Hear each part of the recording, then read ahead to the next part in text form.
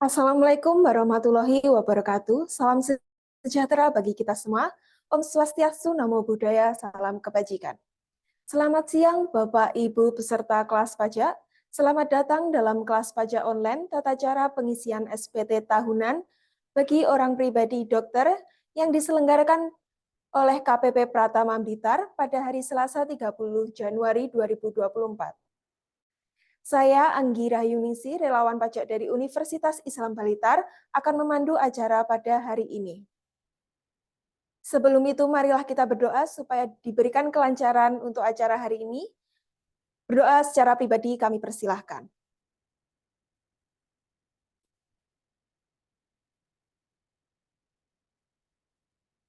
Berdoa selesai. Selanjutnya kita akan menyanyikan lagu kebangsaan kita, Indonesia Raya. Kami undang Bapak Ibu untuk berdiri apabila tempatnya memungkinkan, dan apabila tempatnya tidak memungkinkan, Bapak Ibu bisa mengambil sikap duduk sempurna.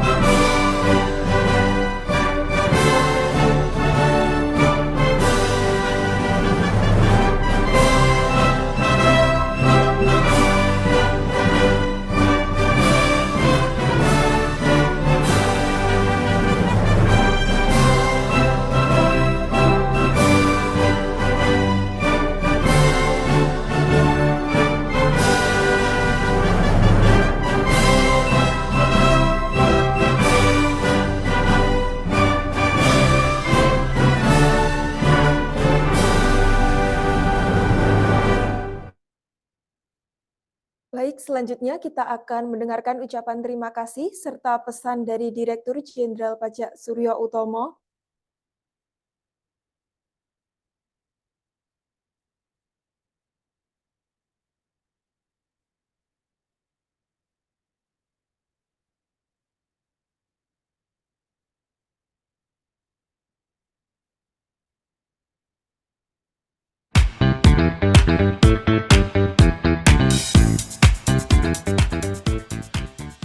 Ada masalah nggak? Lancar Pak. Lancar. Pelayanannya pelayanan masalah itu apa yang senang atau kamu? Ribet apa mboten? Oh, mboten. Nah, itu. Sangat membantu deh. Saya waktu datang pertama kali ke sini untuk konsul, terus dibilang kalau enggak kenal enggak sayang, makanya ibu rajin-rajin main ke kantor pajak, jadi tahu. Nah, dan ternyata cepat sekali pelayanannya, terus mudah dimengerti, jadi nyaman Pak. Jadi ada kesalahan apa sedikit, kesulitan apa sedikit, ya sudah langsung saja lebih selalu ada sini.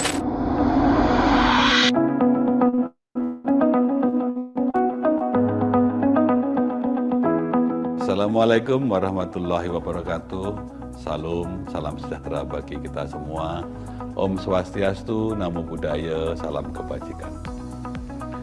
Wajib pajak yang kami hormati, tahun 2023 baru saja kita lewati.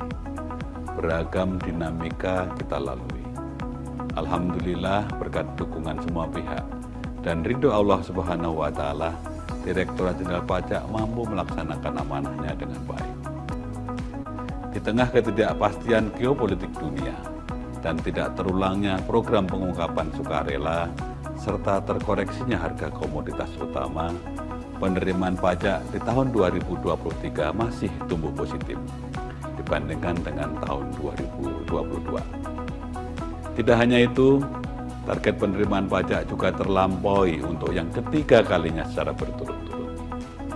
Hal ini merupakan bukti bahwa tingkat kepatuhan masyarakat wajib pajak sudah jauh mengalami perbaikan. Penggalingan potensi pajak yang fokus dan terarah, serta dukungan semua pihak kepada Direktorat Jenderal Pajak. Saya Suryo Utomo, Direktur Jenderal Pajak Kementerian Keuangan Republik Indonesia, mengucapkan terima kasih dan apresiasi yang setinggi-tingginya kepada seluruh masyarakat wajib pajak dan seluruh pemangku kepentingan atas kontribusi Bapak dan Ibu sekalian yang merupakan bagian penting dari pembangunan negeri ini melalui APBN.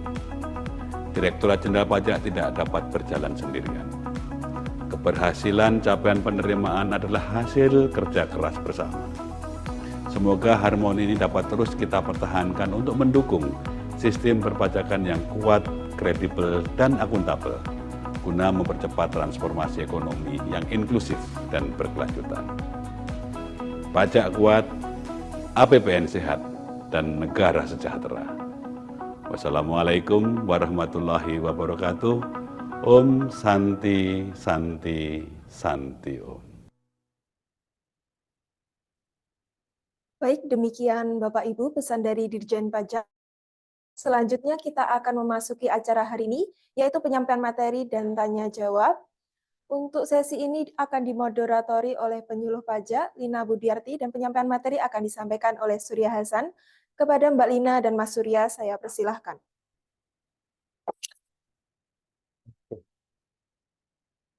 Oke, terima kasih Mbak Anggi atas kesempatannya. Selamat siang Bapak Ibu semua. Assalamualaikum warahmatullahi wabarakatuh. Perkenalkan, saya Surya Hasan Muhammad, penyuluh dari Kantor Pelayanan Pajak Pratama Blitar. Bapak Ibu semua, untuk acara hari ini adalah tentang tata cara pelaporan SPT tahunan, terutama bagi wajib pajak orang pribadi kerjaan bebas ya. Bagian besar di sini adalah dokter, atau hampir semuanya berprofesi sebagai dokter. Terima kasih kami sampaikan juga kepada para pengurus ID karena telah menginisiasi adanya kelas pajak hari ini. Semoga kita semua dapat mendapatkan manfaat atas kelas pajak yang hari ini kita laksanakan. Oke, Bapak Ibu semua, kita mulai buka materinya ya. Untuk materi hari ini agak panjang Bapak Ibu, jadi kalau mau siapkan cemilan dulu, monggo. Ditonton dengan santai aja, bila nanti sudah selesai, kami akan bagikan rekaman dan juga materi sosialisasinya kepada Bapak Ibu semua melalui pesan WhatsApp. Oke. Tata cara pelaporan SPT tahunan PPh orang pribadi 1770. SPT tahunan PPh orang pribadi 1770 itu ada kode formulirnya ya Bapak Ibu. Jadi untuk SPT tahunan orang pribadi kodenya 1770, ada juga yang S dan SS, mungkin sebagian besar Bapak Ibu sudah tahu. Nah, untuk usahawan ataupun pekerjaan bebas, wajib pajak orang pribadi yang melaksanakan pekerjaan bebas itu formulirnya 1770, formulir yang paling tebal di antara semua formulir SPT orang pribadi. Selanjutnya, pengertiannya SPT tahunan PPh itu formulir untuk melaporkan perhitungan dan atau pembayaran PPh. Jadi tidak hanya melakukan pembayaran aja Bapak Ibu, kewajiban wajib pajak. Setelah melakukan pembayaran selama 1 tahun penuh, maka setiap tahun, setahun sekali, wajib pajak melaporkan penghasilan yang sudah diterima, serta pelunasan pajak penghasilannya berupa pembayaran yang sudah dilakukan sebelumnya. Selain pajak penghasilan dan penghasilannya, yang dilaporkan juga adalah harta dan kewajiban atau utang. Jadi penghasilan, harta, dan hutang yang dilaporkan di SPT tahunan.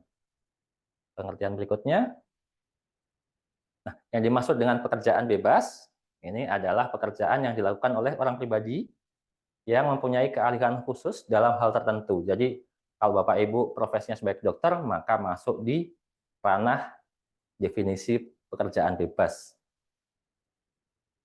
Selanjutnya, ada istilahnya lagi UMKM. Dalam hal ini adalah wajib pajak yang menjalankan usaha dan memperoleh penghasilan dari kegiatan usahanya yang peredaran brutonya tidak melebihi 4,8 miliar dalam 1 tahun pajak.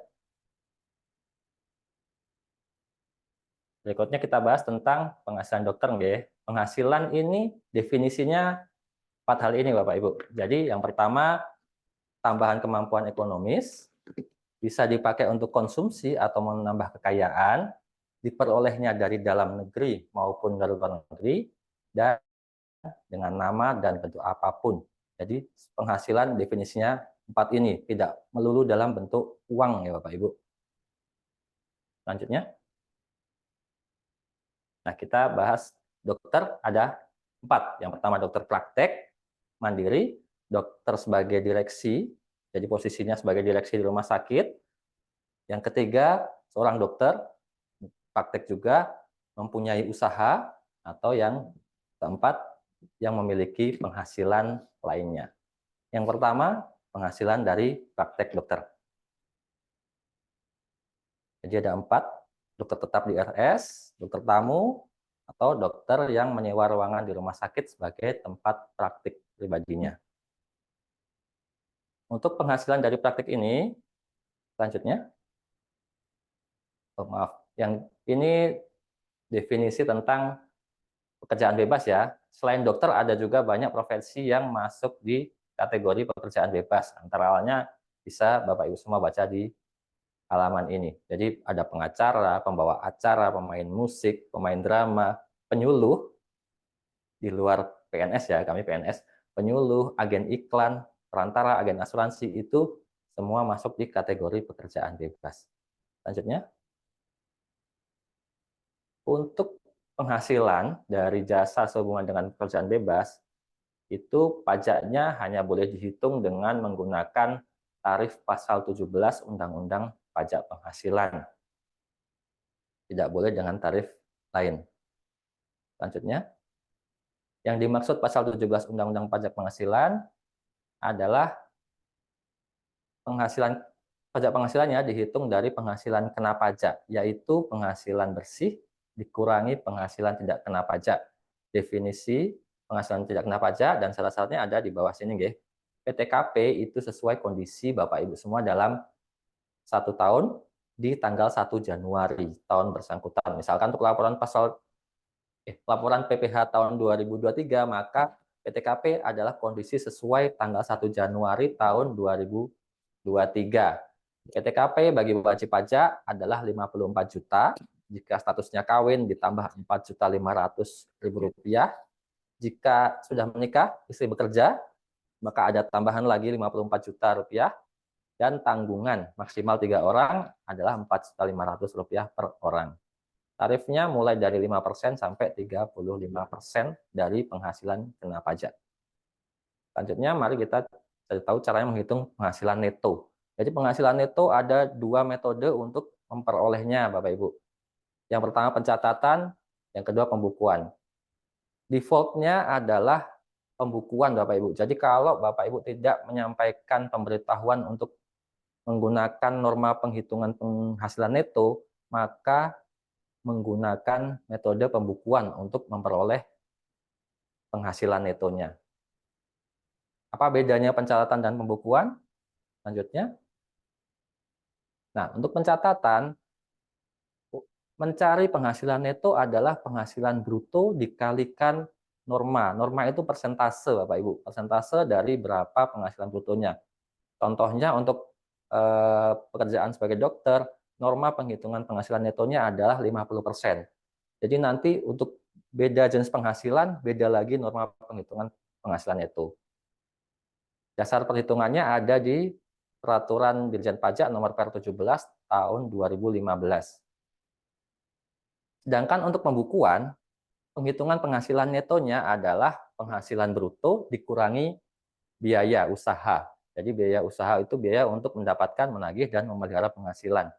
Beda nggih, kalau norma itu langsung dari Bapak Ibu hanya tinggal melakukan pencatatan atas penjualan saja, sedangkan kalau Bapak Ibu tidak menyampaikan pemberitahuan penggunaan norma, maka pajak penghasilan atau penghasilan netonya setidaknya itu dihitung dari penghasilan bruto dikurangi biaya. Berarti harus mencatat biaya usaha, dan kalau misalkan ada usaha dagang misalnya, berarti penghasilan bruto penjualan dicatat, pembelian dicatat, biaya-biaya usaha juga dicatat semua, dan itu akan diperhitungkan untuk memperoleh penghasilan itu.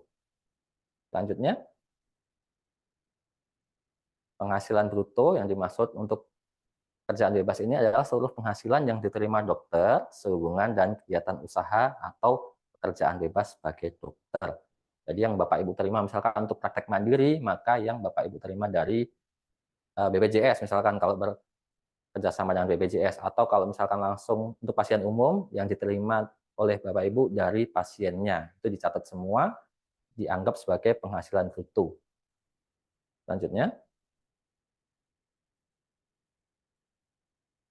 yang dimaksud dengan biaya, ini biaya yang berkaitan langsung atau tidak langsung dengan kegiatan usaha. Selanjutnya, kembali dikit. Oke, jadi hubungannya, ini hubungan biaya itu berhubungan langsung dan tidak berhubungan langsung. Nah, rinciannya berikut ini Bapak Ibu.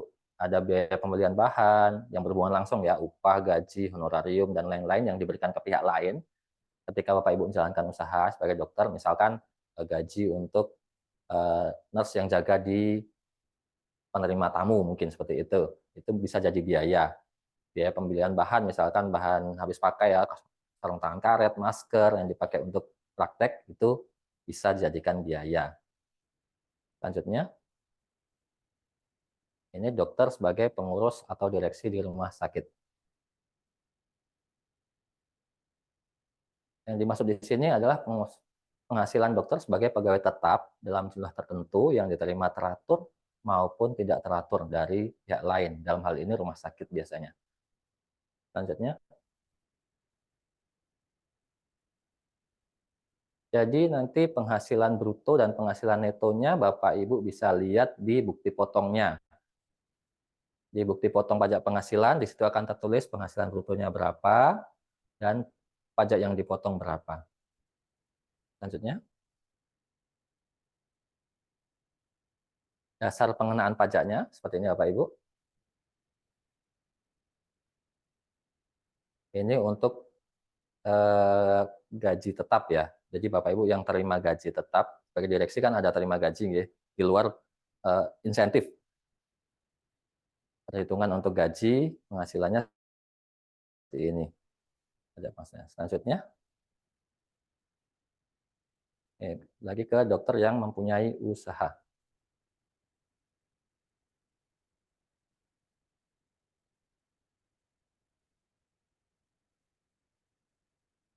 Jadi bagi Bapak Ibu dokter yang memiliki usaha, misalkan buka apotek begitu atau buka toko kelontong misalkan, jika peredaran bruto usahanya tidak melebihi 4,8 miliar dalam 1 tahun, maka bisa menggunakan PPh final sesuai PP 23 tahun 2018 atau PP 55 tahun 2002.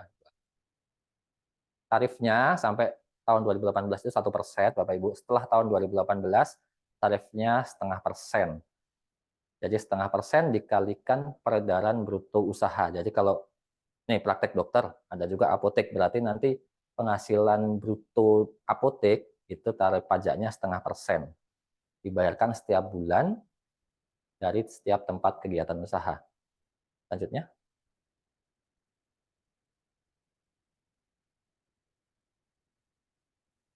Ini tarifnya ya. Dasar hukumnya adalah PP nomor 23 tahun 2018 yang dirubah terakhir dengan PP 55 tahun 2022. Bapak Ibu boleh pakai tarif PPh final 0,5% ini selama 7 tahun pajak sejak terdaftar, jika terdaftarnya setelah tahun 2018, atau 7 tahun pajak dihitung dari tahun 2018 jika Bapak Ibu terdaftar sebelum tahun 2018. Untuk pengaturan terbaru di PP 55, jadi atas peredaran bruto dari usaha sampai 500 juta rupiah dalam 1 tahun pajak tidak dikenai pajak penghasilan. Jadi tidak semua omset dari usaha itu kena pajak penghasilan. Skemanya berikut ini, contohnya. Nah, misalkan seperti ini Bapak Ibu. Jadi omset bulannya seperti ini, Januari, Februari, Maret, berurutan seperti ini. Nanti dimulai dari Januari itu tidak kena pajak. Jadi dari bulan Januari sampai penghasilannya pas, omsetnya pas 500 juta itu tidak kena pajak. Kalau di contoh ini mulai bulan April ya nanti kena pajaknya. Jadi mulai bulan April nanti bayar pajak tarifnya 0,5% dari omset yang melebihi 500 juta tadi. Itu sampai Desember bayar pajak terus. Nanti untuk tanggal 1 Januari tahun berikutnya, berarti mulai ngitung dari nol lagi sampai ketemu 500 juta lagi. Jadi setiap tahun pajak untuk usaha ya ini ya, untuk usaha tidak kena pajak sebesar 500 juta dari omsetnya. Kalau dihitung pajaknya nilainya 2,5 juta, 0,5% dari 500 juta. Jadi ini pengecualian bagi wajib pajak yang tidak boleh menggunakan PPh final 0,5%.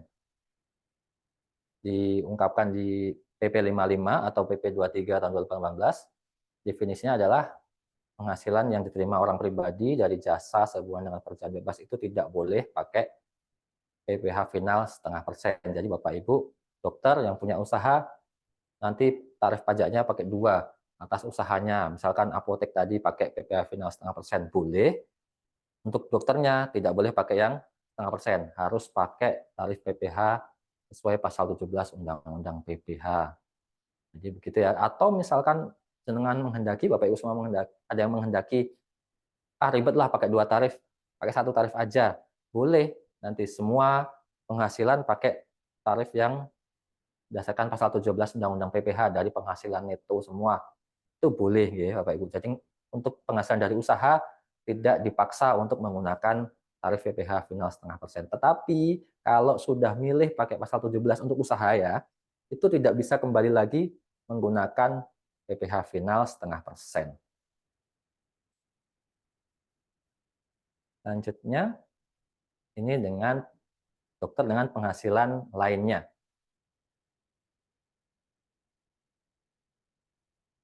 Penghasilan lainnya yang dimaksud di sini adalah sebagai berikut Bapak Ibu. Ada bunga royalti, sewa dari penjualan dan atau pengalihan harta. Jadi intinya penghasilan atas capital gain.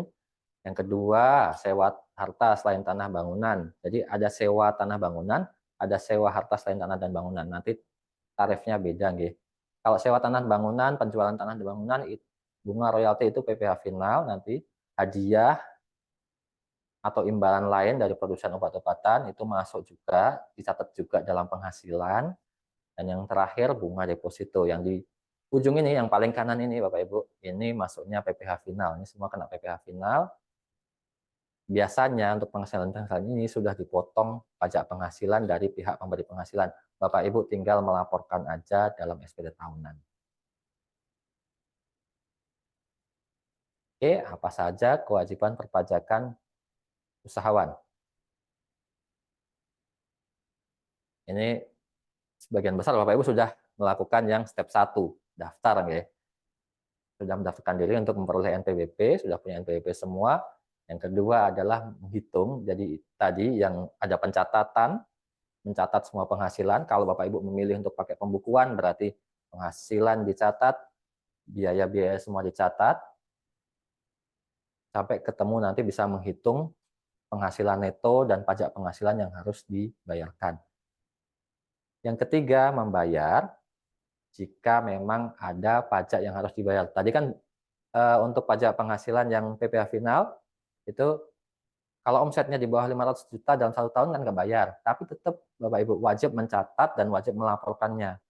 Jadi bayar ini step yang belum tentu terjadi. bayar kalau ada kewajiban bayar pajak aja. Yang terakhir ini wajib adalah melaporkan sesuai dengan bentuk SPT tahunan. Selanjutnya, yang kami jelaskan adalah tata cara pelaporan SPT tahunan PPh OP 1770. Dimulai dari sini, oke, lanjut. Sebelumnya kondisi ini berlaku hanya untuk wajib pajak orang pribadi usahawan atau pekerjaan bebas, tidak untuk yang semata-mata penghasilannya dari hubungan kerja atau karyawan. Gitu.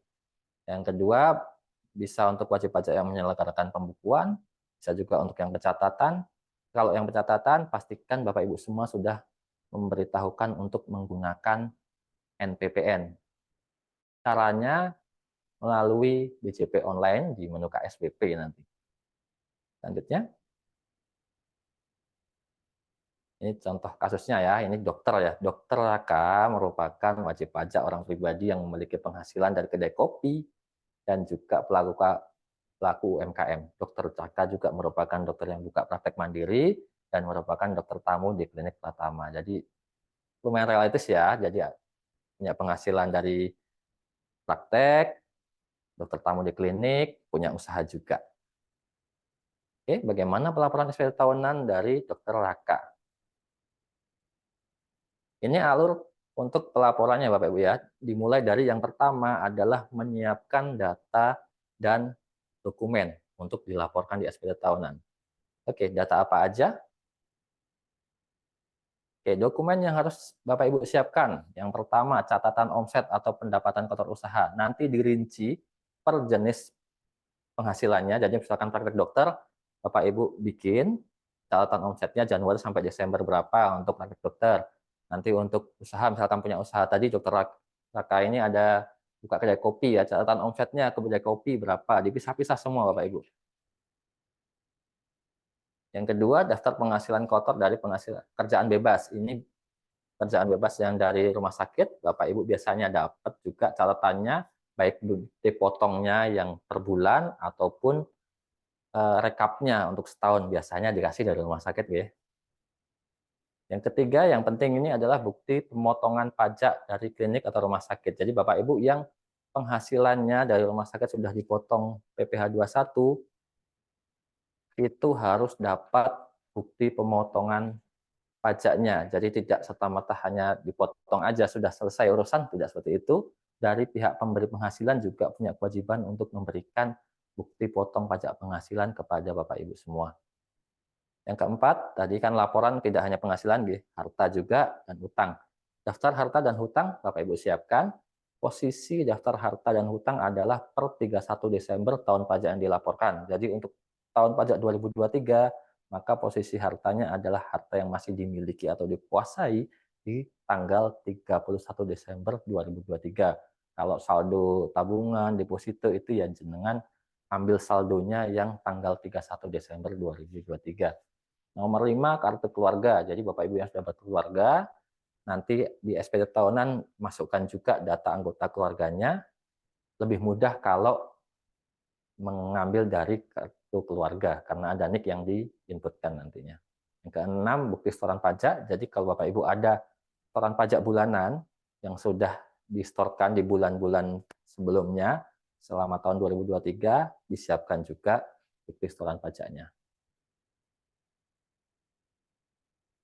Selanjutnya, nah ini contohnya penghasilan dari usaha kedai kopinya Dokter Raka. Ini catatan omsetnya seperti ini. Jadi dari Januari sampai Desember dicatat semua, baru dihitung nanti. Ini setelah mencapai 500 juta, omset kumulatifnya baru dihitung PPh finalnya. Pembayaran juga dimulai di masa pajak Juni sampai masa pajak Desember. Selanjutnya, nah ini bagi wajib pajak yang menyelenggarakan pembukuan, boleh nanti format laporan keuangannya seperti ini Bapak Ibu. Jadi yang penting ada di laporan keuangan adalah peredaran bruto, omsetnya. Kalau yang usaha, ini biasanya kan ada persediaan awal, pembelian, persediaan akhir, ini juga jenengan catat semua untuk barang dagangannya. Misalkan kopi tadi Dokter Laka ya berarti beli kopinya berapa. Persediaan awal itu saldo stok kopi, stok gula di akhir tahun 2022, kan laporan 2023 nggih.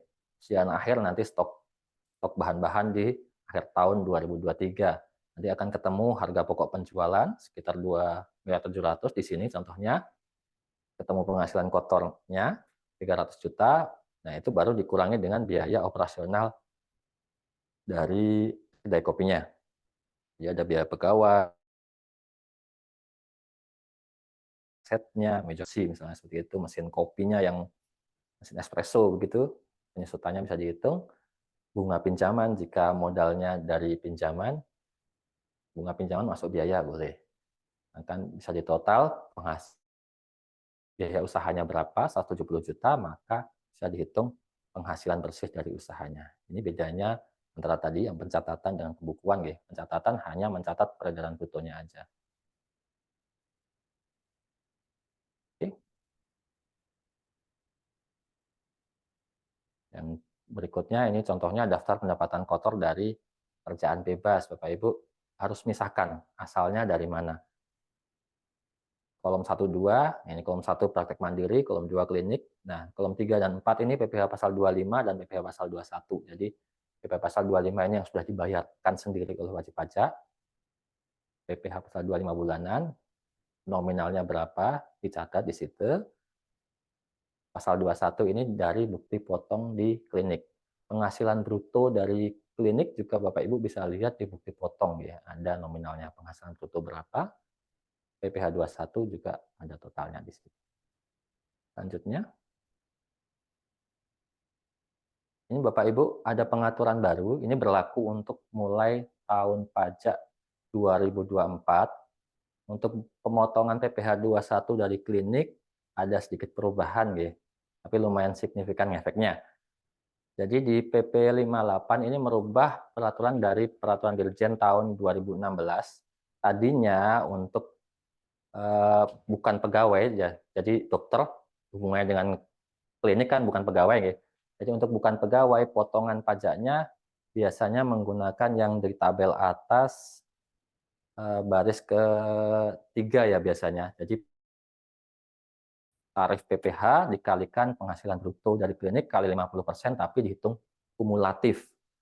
Untuk pengaturan di PP 58 tahun 2022 sekarang tidak kumulatif Bapak Ibu. Jadi pasal 17 penghasilan bruto kali 50% dihitungnya setiap bulan mulai dari tarif 5%. Jadi ketika brutonya tidak melebihi 120 juta dalam 1 bulan, maka tarifnya akan kenanya 5%. Baru setelah lebih dari 120 juta akan kena tarif yang 15%. Tidak seperti sebelumnya. Contohnya, contohnya seperti ini perubahannya ya. Yang di kolom per 16 dan PP 58. Jadi per 16 itu menghitungnya kumulatif Bapak Ibu.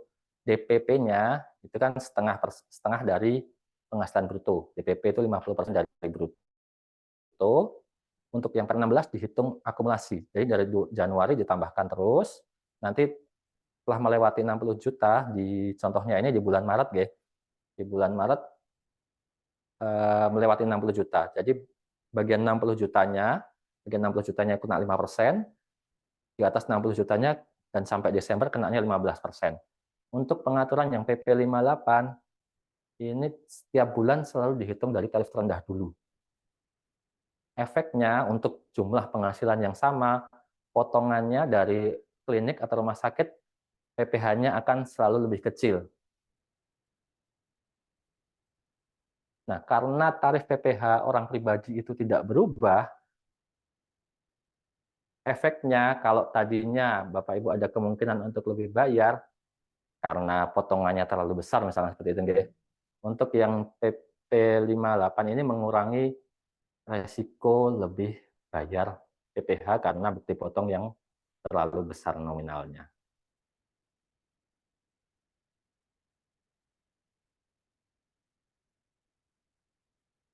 Oke, berikutnya daftar penghasilan lain. Jadi penghasilan-penghasilan ini dikenai PPh final. Kalau Bapak Ibu yang PNS, Misalkan terima honorarium dari APBD itu PPh-nya final, bunga deposito PPh-nya final, dividen dan lain-lain yang di daftar ini itu PPh-nya bersifat final. Semuanya sudah ada bukti potongnya, tidak perlu nyetor sendiri lagi. Jadi Bapak Ibu tinggal laporkan di isian di SPT tahunan sesuai kolom yang sesuai aja. Kalau ada penghasilan-penghasilan berikut yang diterima.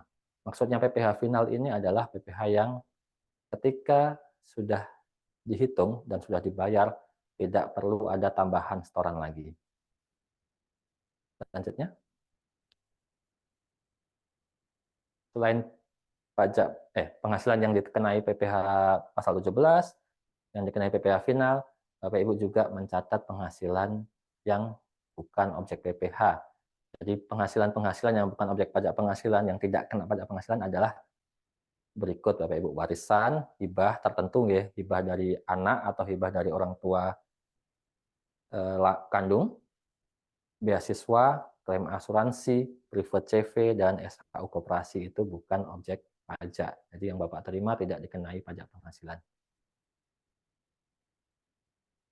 Oke, berikutnya daftar harta, daftar hutang, daftar anggota keluarga. Data yang diperlukan seperti ini Bapak Ibu. Untuk harta, Bapak Ibu perlu nama hartanya apa, tahun pembelian atau tahun perolehannya kapan, nilai perolehannya berapa. Jadi nilai perolehan Bapak Ibu ya, bukan nilai saat ini. Kecuali untuk harta kas, tara kas itu memang menggunakan nilai real pada saat pelaporan. Kalau harta seperti tabung rumah itu nilai pembeliannya. Kalau dari renovasi berarti nilai pembelian ditambah nilai renovasi. Keterangan yang perlu diisikan untuk tabungan atau deposito adalah nomor rekeningnya. Kalau rumah boleh nomor sertifikatnya atau alamat lengkapnya sebagai keterangan.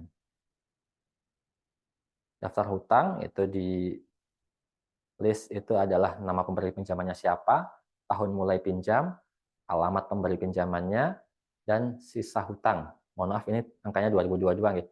Jadi sisa hutang per tanggal 31 Desember 2023 kalau laporan yang tahun ini. Yang terakhir, daftar anggota keluarga, itu perlu namanya, NIK, hubungan dengan wajib pajak yang melaporkan, dan pekerjaannya apa. Bapak Ibu, kalau ada pertanyaan, silakan diketik dulu. Sebelum lupa nanti mau tanya apa, diketik dulu boleh, masukkan di kolom chat silakan. Nanti akan kami jawab di sesi diskusi. Atau jika menghendaki untuk menyampaikan secara langsung, boleh nanti pada saat sesi diskusi kita ngobrol langsung ya Bapak Ibu. Selanjutnya, proses pelaporannya adalah dengan login ke DJP online.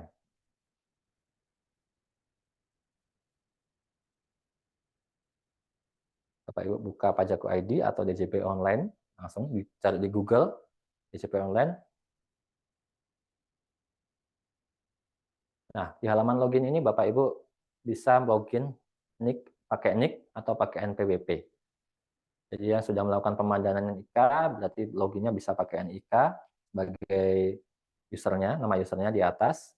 Boleh juga pakai NPWP, kata sandi itu kata sandi sesuai yang sudah Bapak Ibu pernah bikin.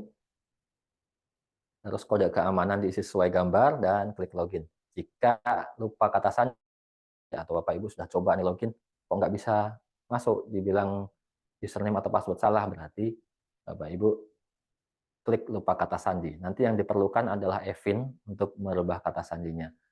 Bapak Ibu yang belum pernah login DJP online atau kayak lupa nih, coba-coba login, munculnya peringatan pengguna tidak ditemukan. Itu berarti belum pernah daftar DJP online. Bapak Ibu bisa daftar dulu. Untuk mendaftarkan akun DJP online perlu EVIN ya. EVIN didapatkan di kantor pelayanan pajak, bisa Bapak Ibu dapatkan di KPP manapun untuk wajib pajak orang pribadi. Jadi setelah dapat EVIN, klik daftar di sini. Selanjutnya, jika Bapak Ibu sudah login, maka akan muncul halaman ini, informasi. Jadi Bapak Ibu untuk melakukan pemadanan NIK bagi wajib pajak yang orang pribadi, itu pemadanan NIK dilakukan di laman profil.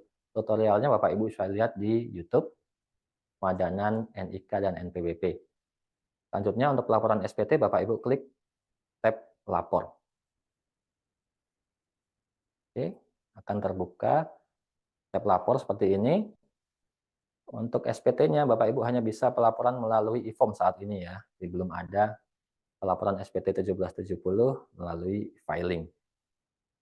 Jadi klik e-form PDF, lalu setelah terbuka klik buat SPT.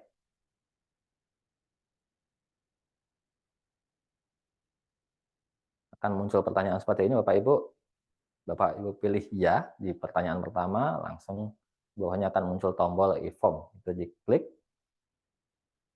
Nah, ketika muncul halaman seperti ini, tahun pajak adalah tahun pajak 2023 yang akan dilaporkan ya, bukan 2024. Nanti isian di bawahnya, status SPT dan pembetulan ke itu akan terisi otomatis. Yang paling bawah, pilihan untuk pengiriman token, kami sarankan untuk mengirim token melalui email. Bapak Ibu pilih email, lalu klik kirim permintaan. Kalau sukses berarti nanti file PDF sudah terunduh dan token seharusnya sudah terkirim ke email Bapak Ibu. Untuk membuka e-form ini perlu aplikasi Adobe Reader nih. Hanya bisa dibuka di komputer saja, tidak bisa dibuka di handphone, jadi pengisiannya harus melalui komputer. Untuk instalasinya, Bapak Ibu bisa klik diunduh Adobe PDF Reader, nanti akan muncul link untuk mengunduhnya. Oke, jika sudah terunduh form SPT-nya, tadi file PDF-nya, itu nama filenya paling awal adalah form_1770. Itu terunduh di folder download atau folder lain yang sudah jenengan tentukan. Filenya dibuka atau klik kanan Open with Adobe Reader. Oke, halaman pertama yang akan terbuka adalah halaman daftar harta. Jika sebelumnya Bapak Ibu tahun 2022 sudah laporan SPT menggunakan e-form, maka halaman ini sebagian sudah terisi. Terisinya dengan data harta sesuai dengan SPT tahun 2022.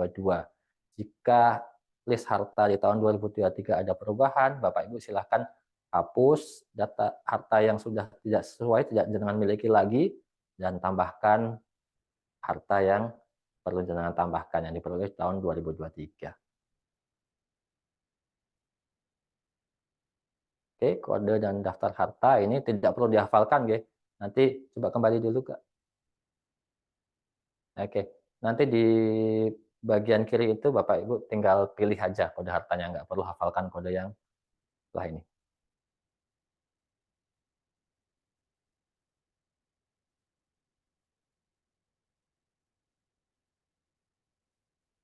Oke, berikutnya setelah daftar harta di bawahnya adalah daftar utang.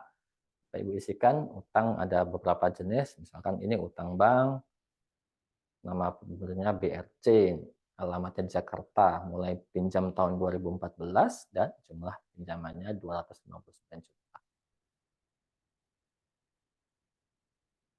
Berikutnya daftar utang ini, seperti ini kode-kodenya, tidak perlu dihafalkan. Lanjutkan. Ini anggota keluarga, diisikan dari catatan yang sudah dibikin ke kolom yang sesuai. Oke, berikutnya di halaman berikutnya adalah pajak penghasilan yang bersifat final. Jadi kalau Bapak Ibu terima penghasilan yang bersifat final, maka isikan di sini. Misalkan tadi ada honorarium. Bapak Ibu yang PNS terima honorarium dari APBN APBD, itu isikan penghasilan brutonya di kolom 6. PPh yang dipotong nanti di sebelahnya. Misalkan atau punya dapat hadiah undian di tahun 2023, ya diisikan aja nominalnya sama pajak yang sudah dibayarkan berapa. Oke, bagi Bapak Ibu yang pakai tarif PPh final UMKM tadi 0,5%, centang di isian nomor 16 ini. Selanjutnya. Untuk penghasilan yang bukan objek pajak, tadi ada warisan, hibah, beasiswa, itu langsung masukkan nominal penghasilannya di tabel bagian B, penghasilan yang tidak termasuk objek pajak. Tetap dilaporkan ya Bapak Ibu, walaupun tidak ada pajak yang terutang.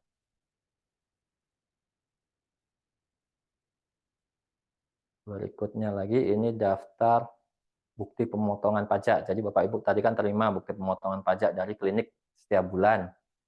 Akan dapat daftarnya dari klinik, enak nih, nanti tinggal kan aja di sini.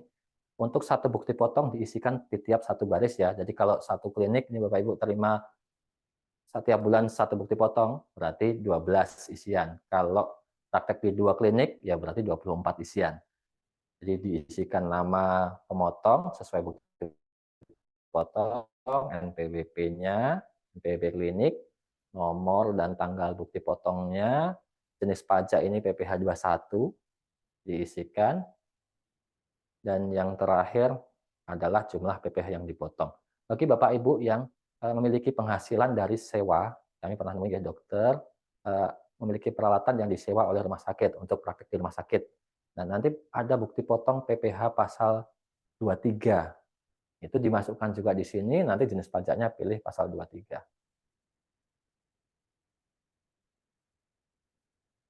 Nah, ini bagi wajib pajak yang menyelenggarakan pembukuan, bukan pencatatan, itu di halaman ini diisikan. Nah, dari pembukuannya tadi, peredaran bruto, KPP, pokok penjualan, biaya usaha itu diisikan di isian ini. Peredaran usaha, HPP, ada biaya usaha, nanti penghasilan netonya akan muncul di sini. Bagi yang menggunakan pencatatan, jadi nggak dua-duanya ya, salah satu aja, pembukuan boleh, pencatatan boleh. Kalau yang pakai pencatatan nanti di halaman berikutnya. Ada seperti ini, di bagian paling atas, pekerjaan bebas, Bapak Ibu isikan omsetnya berapa, penghasilan brutonya berapa, norma tadi sesuai peraturan normanya adalah 50% bagi dokter, maka penghasilan netonya Bapak Ibu bisa hitung dan isikan di kolom yang paling kanan.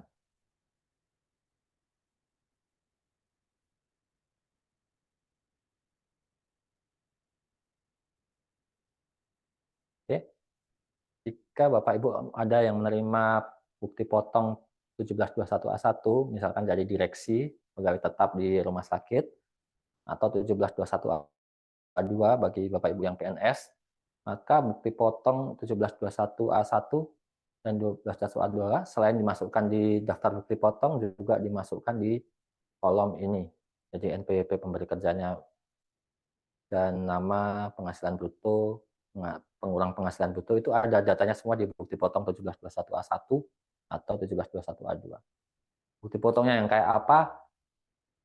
Itu bukti potong di pojok kanan atas ada tulisannya A1 atau A2. Kalau tidak ada tulisannya itu ya berarti cuma masuk di lampiran ketiga yang tadi yang daftar bukti potong itu.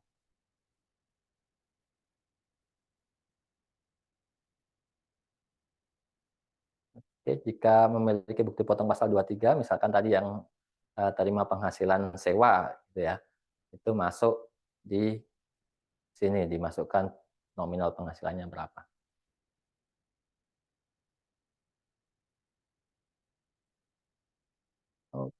Oke, berikutnya ini adalah kesimpulan kesimpulan dari SPT-nya di halaman utama. Kalau di SPT tertulis itu paling depan, nanti akan muncul data-datanya, penghasilan neto dari usaha pekerjaan bebas itu akan muncul di sini. Terus penghasilan neto dari pekerjaan, otomatis angkanya akan muncul. Yang warna kuning ini otomatis semua Bapak Ibu. Kecuali yang nomor 4, ini penghasilan neto dari luar negeri, itu manual diisi. Ini biarkan aja Bapak Ibu, kalau sudah ada angkanya berarti perhitungannya sudah betul, Bapak Ibu cross check aja kalau di halaman ini. Selanjutnya yang perlu dipilih adalah PTKP, isian nomor 10. Tadi sudah kami jelaskan ya PTKP. Seperti ini isiannya. Oke, selanjutnya adalah tanggal, atau misalkan kurang bayar. Jadi ini kan hasil perhitungannya ya. Nah, di bukti potong itu masuk di isian nomor 15, jumlah yang di lampiran 3 itu akan muncul di nomor 15, 52 juta. Setelah terhitung PPh terutang itu otomatis semua bukti potong itu sesuai dengan yang jenengan isikan di lampiran 3. Nanti akan ketahuan berapa yang harus dibayar sendiri. Terus nomor 17 itu adalah PPh pasal 25 bulanan. Tadi kan udah nyatet ya, PPh pasal 25 per bulan berapa, di total dimasukkan di halaman ini. Yang sudah dibayarkan di total aja, 4.850, misalkan seperti itu. Terus di nomor 19 adalah sisa pajak penghasilan yang perlu distorkan sebelum SPT ini bisa dikirimkan. Kalau istilah di kami adalah kurang bayar PPh di SPT tahunan, itu jenengan tahu angkanya di sini. Setelah tahu angkanya, Bapak Ibu bisa save file PDF-nya dulu, lunasi sejumlah yang tertulis di nomor 19. Ini statusnya kurang bayar ya, jadi ada yang perlu dilunasi lagi. Kode billingnya nanti jenis pajaknya PPh pasal 25, 411125, jenis setorannya 200 tahunan. Perlu diisi juga adalah tanggal pelaporan di bawah. Selanjutnya,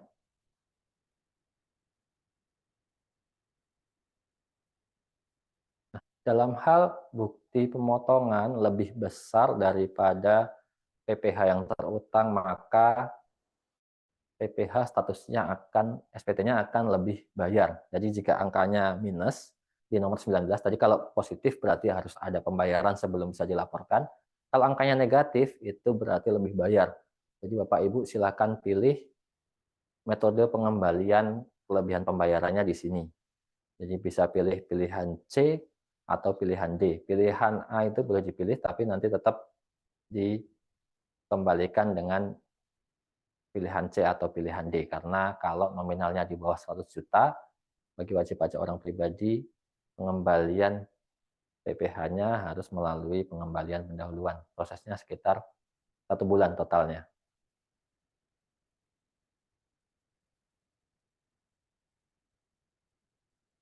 Jika sudah, halaman ini sudah selesai terisi, Bapak Ibu klik submit untuk masuk ke halaman pengiriman SPT.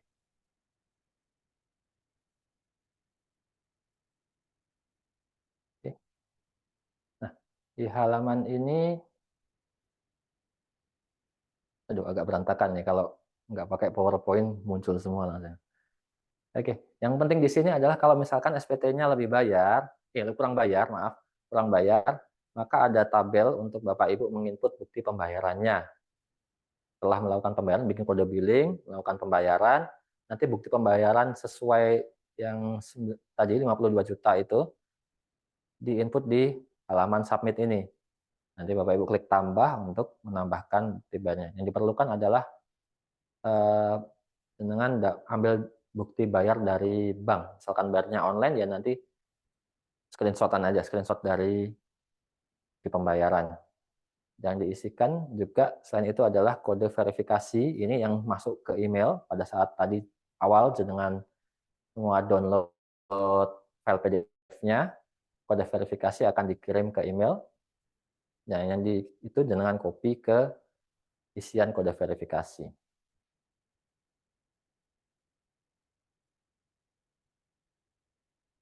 Oke, setelah submit berhasil, jadi mohon maaf kembali lagi ke.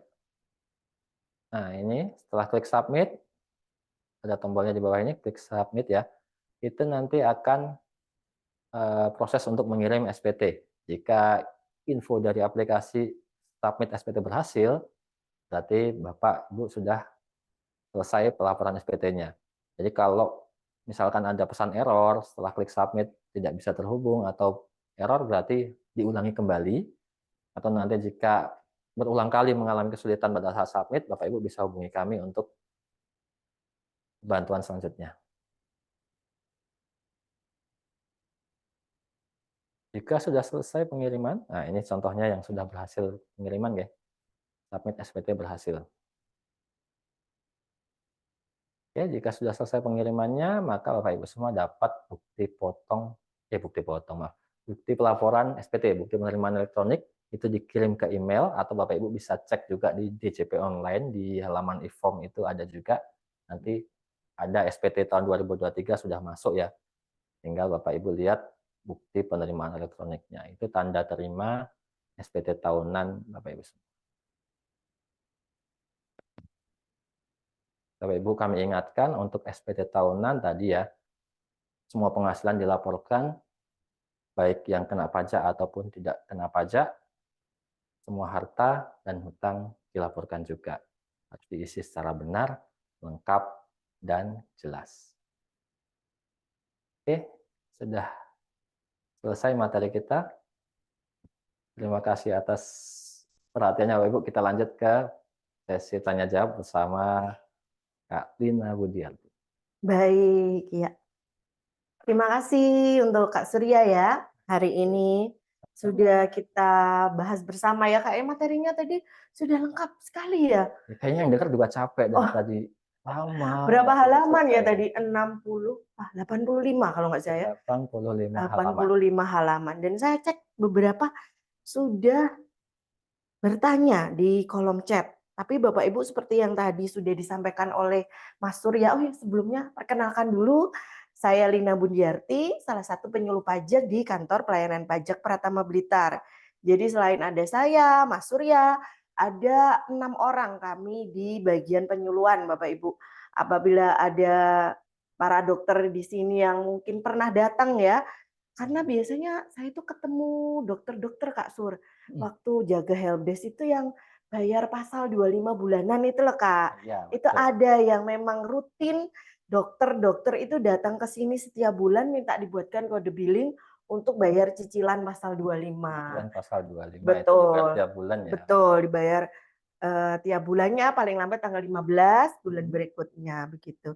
Jadi langsung saja ya kita akan melihat pertanyaan yang sudah ada di kolom chat. Apabila nanti ada yang mau raise hand juga boleh Bapak Ibu bisa dibuka untuk mikrofonnya. Baik. Yang pertama ini dari bisa di ini Kak ke atas Kak. Tadi ingat saya ada pertama kali itu menanyakan tentang oh gitu. Oh iya ternyata ada yang PM tadi. Ini Pak. Pak Surya gimana jika penghasilan dokter? Kalau dulu kan dikalikan 50%. Kalau sekarang kan 5 dan 15 dihitung setiap bulan. Saya belum paham 5% dan 15% itu perbedaannya sampai nominal berapa nggih brutonya? Oke. Jadi 50% ini ada macam-macam ya di perpajakan. Saya juga jelaskannya mungkin agak susah ya. Iya. Jadi 50% dalam konteks dokter, ini mungkin yang dimaksud adalah yang pertama bisa jadi neto saat bukti potong mohon maaf apa? Diberikan. Diberikan. Jadi brutonya berapa, ketemu neto, terus dihitung netonya 50%. Itu beda ya, itu nanti sesuai dengan PP 58, penghitungan PPh 21. Tapi ada juga dokter perhitungan penghasilan neto. Norma penghitungan penghasilan neto itu untuk dokter jika memilih untuk menggunakan norma adalah 50%. Jadi katakanlah saya terima penghasilan dari praktek 100 juta. Saya nggak buka praktek di apa namanya klinik gitu ya, Iya. hanya praktek mandiri aja. Saya terima 100 juta, maka jika saya pakai norma penghitungan penghasilan neto saya adalah 50% dari Jadi 100 juta tadi. Kalau milih pakai pembukuan, ya berarti dihitung real. Nah, Ada biayanya. biaya usahanya nanti Betul. beli masker, beli sarung tangan karet misalkan ya, obat-obatan juga itu masuk di biaya, bayar karyawan, nurse gitu ya, itu masuk di biaya juga. Jadi kalau pakai norma ya dipatok 50%, nggak peduli nanti realnya 50% kah, 60% kah, atau 30%. Kalau pakai norma berarti tetap 50%. Itu tadi mungkin yang dimaksud dengan 50%, yang dimaksud Pak Horas Yagian ya. Iya. Nah, sedangkan 5 dan 15% itu adalah 2 dari 5 tarif pajak penghasilan. 5% adalah tarif terendah, tarif berikutnya adalah 15%. 5% dikenakan untuk penghasilan kena pajak 0 sampai 60 juta. Bukan penghasilan bruto ya Bapak Ibu. Jadi penghasilan bruto nanti dihitung normal ketemu neto nih. Neto dikurangi penghasilan tidak kena pajak dulu, baru ketemu penghasilan kena pajak. Nah, 5% itu dari penghasilan kena pajaknya. Penghasilan kena pajak sampai 60 juta, 5%. Lebih dari 60 juta, yang 60 jutanya 5%, kelebihannya 15. Nanti ada lagi tarif berapa Kak? 25, 30, 35. 35. Ya. Setelah 250 dikenakan 25%, 25%. 250 sampai 500, 25, Oke. 500 sampai 5 miliar dikenakan 30%, di atas 5 miliar 35%. Oke, jadi tarifnya itu apa namanya? Ada 5 Jenjang bracket, iya, 5 lapisan gitu 5 Bapak Ibu lapisan untuk tarif. orang pribadi ini tarifnya. Ini digunakan untuk menghitung di SPT tahunan Bapak Ibu. Tapi untuk yang pasal 21 seperti tadi yang sudah sempat disinggung oleh Kak Surya, ini ada perubahan nanti di 2024. Tadi ada, saya sempat lihat di chat, nanti kita bahas saat kita membaca pertanyaan tersebut. Mungkin Pak Horas sudah bisa dipahami, Pak? Kalau untuk netonya selama Bapak menggunakan NPPN tadi, norma penghitungan penghasilan neto, tetap dikalikan 50%, Pak. Nanti yang akan dihitung sebagai dasar penghitungan pajaknya Bapak dari neto yang 50% dari bruto tadi. Kalau 5, 15, 25, 35, 30 itu tarif PPH orang pribadinya. Oh, sudah bisa dipahami sepertinya, Kak. Ya. Selanjutnya dari ada di atasnya kayaknya, Kak.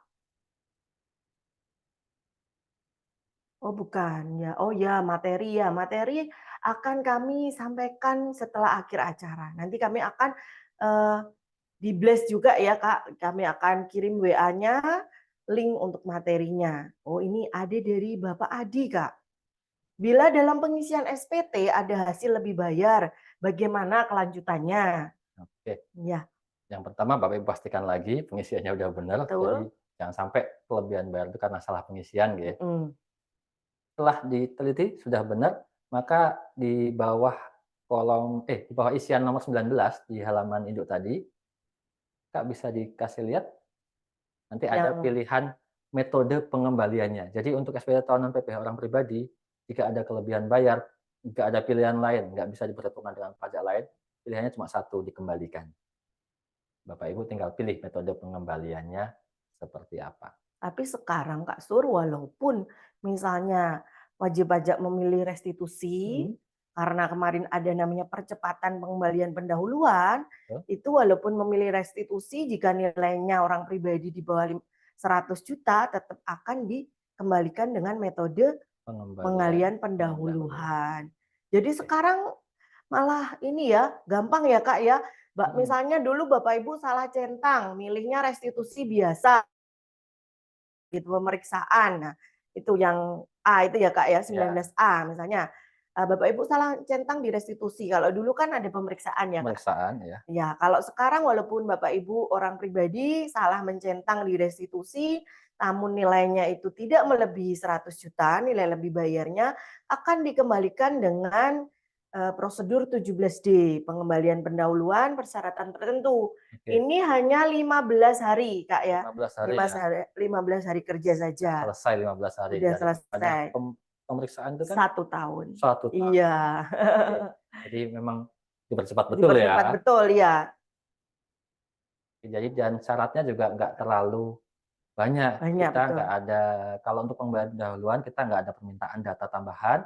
Jadi semua data yang kami pakai untuk proses pengembalian asalnya dari SPT ini ataupun data dari bukti pemotongan. Iya.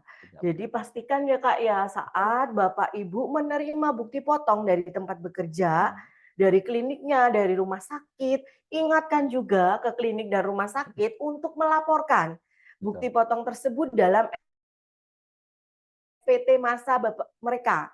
Kalau misalnya belum dilaporkan, Bapak Ibu sudah terima bukti potongnya, nah ini di prosedur pengembalian pendahuluan tidak bisa diakui ya Kak ya, gitu. Yang sudah dilaporkan oleh pemberi penghasilan gitu.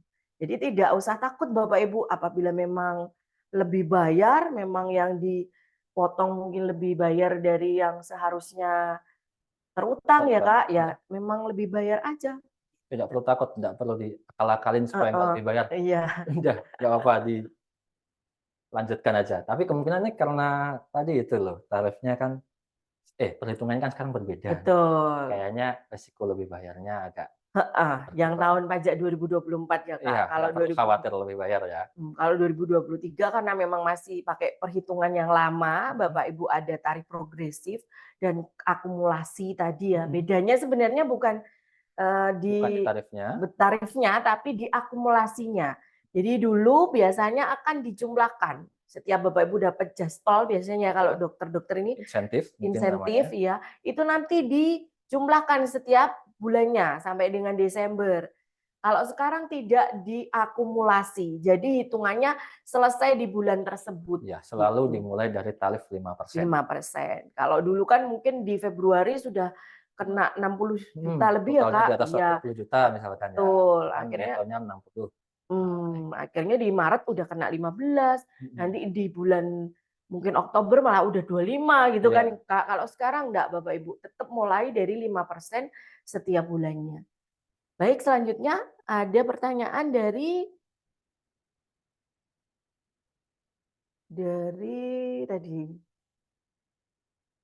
tadi. Ini Berusaha lain. Nah, ya, ini juga tadi dari kita Bu bahas. Ila, Baiti Iya. Pratiwi. Misal tadi dokter ada usaha lain, omset per tahunnya 85 juta. Untuk pencatatannya itu di formulir 1770 Romawi 3 atau di formulir 1770 Romawi 1 halaman 2 ya, Pak. Masuknya di PPh final atau di PPh Pekerjaan, ya, sehubungan PPh dengan pasal usaha. 25 nanti hitungannya ya. Itu tergantung masih boleh pakai PPh final atau enggak, atau jenengan pilih yang mana. Jadi PPh final ini kan masa berlakunya boleh pakai tarif itu hanya 7 tahun ya Bapak Ibu. Hitungannya dari 2018 atau tahun terdaftar kalau Bapak Ibu terdaftar NPWP-nya setelah 2018.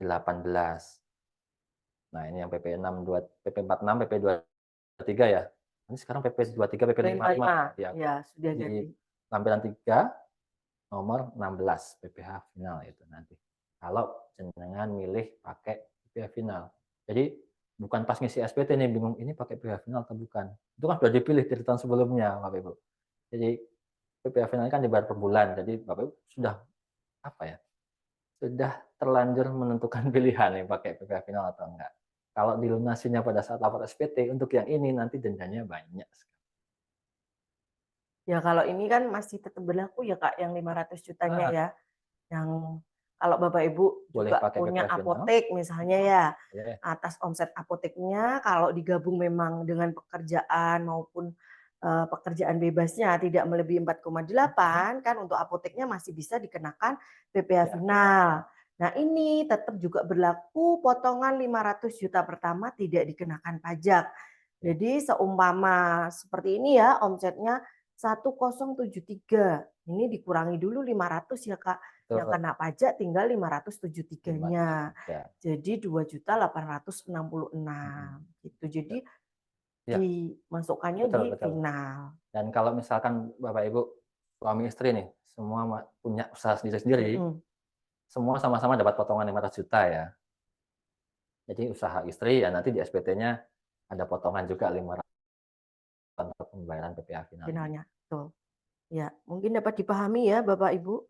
Tapi kalau penghasilan lainnya ini bukan usaha gitu Kak. Misalnya punya apa ya kalau penghasilan lain Kak yang dokter ngerangkap pengacara gitu. Oh ya, mungkin. Sudah, saya punya temen itu dokter juga SH, MH, panjang Kak. Iya, title-nya itu panjang sekali. Jadi memang beliau juga sebagai pengacara begitu kan. Nah, itu dimasukkan di pekerjaan bebas ya Kak. Digabung dengan penghasilan dokter masuk di Romawi 1 kalau yang itu ya. Halaman 2 tadi. Kalau dengar penjelasan ini agak bingung kesana kemari ya. Karena memang pengaturan untuk pajak penghasilan ini per penghasilan Bapak Ibu. Jadi bukan satu orang kalau kena PPh final ya semuanya kena PPh final, enggak kayak gitu. Jadi saya misalkan punya usaha A, B, C, bisa jadi tarif PPh untuk tiap-tiap usaha saya dan tiap-tiap penghasilan saya itu berbeda. Jadi ada yang kena final, ada yang PPh pasal 17 tadi. Ada juga yang kena PPh final tapi dipotong sama pihak lain. Bisa jadi seperti itu. Jadi berdasarkan sumbernya juga jenis penghasilannya juga agak banyak. Semakin banyak dengan punya semakin ribet SPT tahunannya. Nanti macam-macam cara ngitungnya ya Kak ya. Iya. Sudah mungkin bisa dipahami ya tadi terkait dengan omset dari usaha lain tadi ya. Nah, sekarang dari Dokter Sita, Kak. Tolong dijelaskan untuk potongan pajak berdasarkan PP 58 tahun 2023. Ini tadi yang sempat saya singgung tadi, Kak. Apakah berarti jika klinik saya sudah menerapkan hal tersebut, kekurangan bayar saya jadi lebih besar dari biasanya? Untuk diketahui juga, saya dapat surat dari pajak untuk membayar kekurangan pajak tiap bulan untuk tahun 2023 berdasarkan nilai kurang bayar tahun 2022, sehingga saya sudah nyicil bayar kekurangan pajak tahun 2023 tiap bulan. Betul. Ya. Jadi ini ya memang tadi kalau tadinya lebih bayar bisa jadi nggak lebih bayar. Kalau kurang bayar tambah banyak memang kurang bayarnya, Ibu. Cuma kan tarif pajak penghasilan orang pribadi nggak berubah.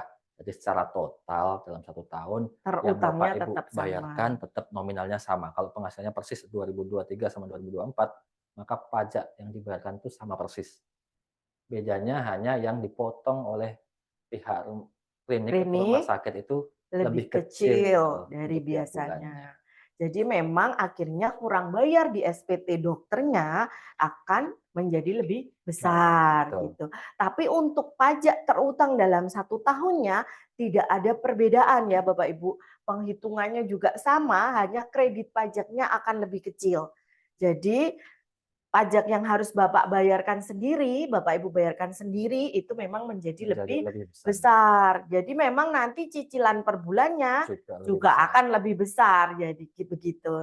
Jadi untuk yang cicilan per bulan ini kan dasarnya adalah SPT tahun sebelumnya yang menjadi kewajiban sendiri ya Kak ya, dibagi 12. Nah itu harus dibayarkan setiap bulan.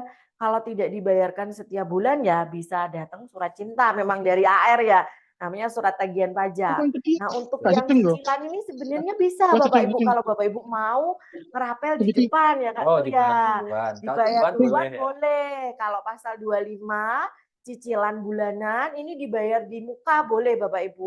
Jadi misalnya nih bulan Maret Bapak Ibu melaporkan SPT tahun 2023. Keluar nilai cicilan per bulannya.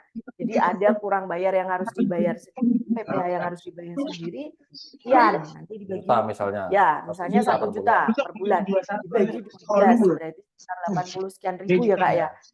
Ini boleh Bapak Ibu nanti saat laporan sekalian langsung minta billing sampai bulan Desember gitu. Daripada repot daripada lupa. Betul, ya namanya kadang kan kalau setiap bulan gitu dengan kesibukan Bapak Ibu dokter semua lupa nih, boleh dibayar di muka tapi tidak boleh dirapel di belakang. Kalau di belakang nanti bisa dikenakan sanksi denda bunga ya Kak ya. Denda dan bunga. Kalau saya lunasi aja pas di SPT tahunan boleh nggak? Nggak boleh Kak. Iya, karena tetap harus dibayar ya. Betul, cicilan bulanannya itu ada di SPT Bapak Ibu sekalian saat Bapak Ibu melaporkan. Kalau ada nilai PPh dibayar sendiri sekian, itu berarti memang harus ada cicilan pasal 25 bulanan. Kecuali kalau SPT-nya lebih bayar tadi Kak. Kalau lebih bayar tidak ada kewajiban cicilan. Karena kan yang dipotong pihak lain aja sudah terlalu banyak gitu kan. Gitu. Gitu ya Ibu. Betul, memang nanti kurang bayarnya akan lebih banyak, betul. Selanjutnya dari Hayatul Maki, apakah tiap tahun selalu melaporkan harta benda yang dipunyai oleh wajib pajak, Kak? Oke, jadi kan tadi nggak ngefek kan, ke pembayarannya nggak ngefek. Betul. Ngapain sih masukin semuanya? Jadi gini Bapak Ibu, kalau nanti saya nggak bisa janjikan, nggak bisa senayang ya ini ya. Kalau nanti ada misalkan program pengampunan pajak, seperti yang kita sudah tahu ada namanya dulu Sunset Policy 2008, ada tahun 2016 itu apa? Tax amnesty ya. Tax amnesty 2022 ada PPS. Itu semua selalu perhitungannya berdasarkan harta yang belum dilaporkan di SPT tahunan. Jadi nanti hartanya yang belum dilaporkan berapa, kalikan tarif sesuai programnya masing-masing ya. Nanti kalau misalkan ada lagi seperti itu, Bapak Ibu, daripada repot kan tuh gunanya untuk supaya nggak kena sanksi ya. Bapak Ibu mau ikut, ketika banyak harta yang belum dilaporkan di SPT, Ya monggo, berapa banyak yang mau jenengan setorkan nanti untuk Padahal sebenarnya partisipasi. kewajiban perpajakannya sudah dijalankan ya Kak ya. Betul. Hanya karena tidak melaporkan harta Nah, saja gitu kan. Eman ya betul. harus bayar pajak final yang PPS misalnya kemarin gitu kan. Padahal Bapak Ibu sudah melakukan kewajiban perpajakan dengan baik. Rasanya Nah, kok diminta banyak hartanya gitu. heeh. Ya itu hasil dari SPT tahunan yang sudah pernah Bapak Ibu laporkan semua. Iya, Gitu. jadi makanya harus dilaporkan semua Bapak Ibu Iya. harta yang Bapak Ibu miliki. Sebenarnya itu fungsinya juga sama cross check ya Kak ya. Betul. Dari penghasilan yang Bapak Ibu terima itu kan nggak mungkin dikonsumsi semua kan, nggak mungkin habis buat makan, buat liburan gitu kan. 1 miliar setahun masa pakai Iya, apa gitu kan? Pasti kan pasti dibelikan harta. dibelikan harta. Nah, mungkin bisa tanah, bisa deposito. Nah, Iya. itu makanya harus dilaporkan karena nggak mungkin semuanya habis untuk konsumsi. Jadi harus dilaporkan jika ada perubahan, juga harus dirubah di SPT-nya. Misalnya ternyata mobilnya udah dijual nih, ganti mobil yang baru, yang lama dihapus, dimasukkan yang baru. Makanya kalau kami sarankan memang laporannya online ya Kak ya. Betul. Kalau online pakai e-form itu harta yang sudah Bapak Ibu laporkan tahun sebelumnya otomatis masuk di SPT-nya. Jadi nggak perlu nginput ulang dari awal. Misalnya hartanya ada 50 item gitu kan. Iya. Nah, Ya kalau cuma sedikit ya. iya, Kalau kalau banyak, misalnya cuma 5-6 item ya memang nggak ini ya Kak. Tapi Iya. kalau 50 item Bapak Ibu kalau pakai e-form itu nggak perlu nginput 50 item tadi. Tinggal dicari mana betul. Yang berubah mana tinggal kita ganti. Kalau yang sudah dijual dihapus. Kalau tabungan nilai saldonya berubah pasti ya itu tinggal kita edit saja gitu. Baik. Raise hand ini. Oh ya, kita kasih kesempatan kepada Dokter Agus B atau dokter ini. Silakan Bapak. Selamat siang. Selamat siang. Halo, Ya, suara saya sudah terdengar? sampun dong. Oh ya. Mohon info. Itu kan saya ada penerima Jaspel, mungkin kenal ya Jaspel. Di situ kan ada potongan juga, kalau nggak salah PBH 21 ya. Itu selama ini saya dipotong 15%. Nah, itu apakah nanti ada perubahan jadi 5% atau nanti masuk penulisannya beda di tahun ini? Mungkin bisa dijelaskan? Ini dari rumah sakit pemerintah RSUD atau dari swasta, Puskesmas, Dok? Puskesmas. Oh, kayaknya masih dikenakan final, Kak. Oh, iya. Iya. Dokter golongan 4 ya, sampun Iya, golongan betul. 4. Iya, golongan 4. Iya. Gimana? Gimana ini Kak Surya? Oke, untuk dokter di puskesmas ya, ini bukan Puskesmas. PLQ ya, bukan rumah Bukan. sakit umum ya. Iya. Jadi nanti potongan ini karena sumber dananya dari APBN atau APBD, maka kenanya PPh final tuh dok, yang tarifnya 15%. Jadi untuk dokter yang PNS, ketika terima penghasilan tambahan itu kan insentif dok dari puskesmas ya. Walaupun dari puskesmas sebenarnya dari pemerintah itu kan. Dari pemerintah itu nanti potongannya sesuai golongan. Nanti kalau golongan 2 itu 0%, golongan 3 5% ya, 5%. Iya, 5%. Setelah itu golongan 4 itu 15%. Itu masuknya di tampilan yang final ya.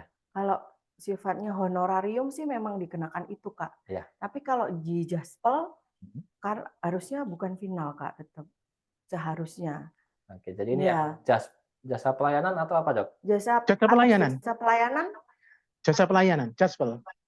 Jasa pelayanan. Iya, harusnya memang tidak final itu Kak, karena sepertinya puskesmas-puskesmas itu masih menggunakan tata cara yang lama Kak Surya. Jadi jasa pelayanan yang itu didapatkan oleh dokter nanti ini dok, lebih baik nanti puskesmasnya dari pihak puskesmasnya konsultasi ke kami. Iya. Jadi kami pandu untuk perubahan bukti potongnya. Seharusnya pakai yang tidak final. Tidak final dok, yang akumulasi tadi dok. Kalau sampai dengan tahun lalu masih menggunakan akumulasi. Tarifnya 5 sampai mulai dari 5% tadi. Iya. Nanti harusnya itu dimasukkan di penghasilan brutonya dokter, maksudnya dimasukkan penghasilan induk, dihitung ulang dok setiap tahun harusnya. Tidak masuk di final kalau untuk Jaspel.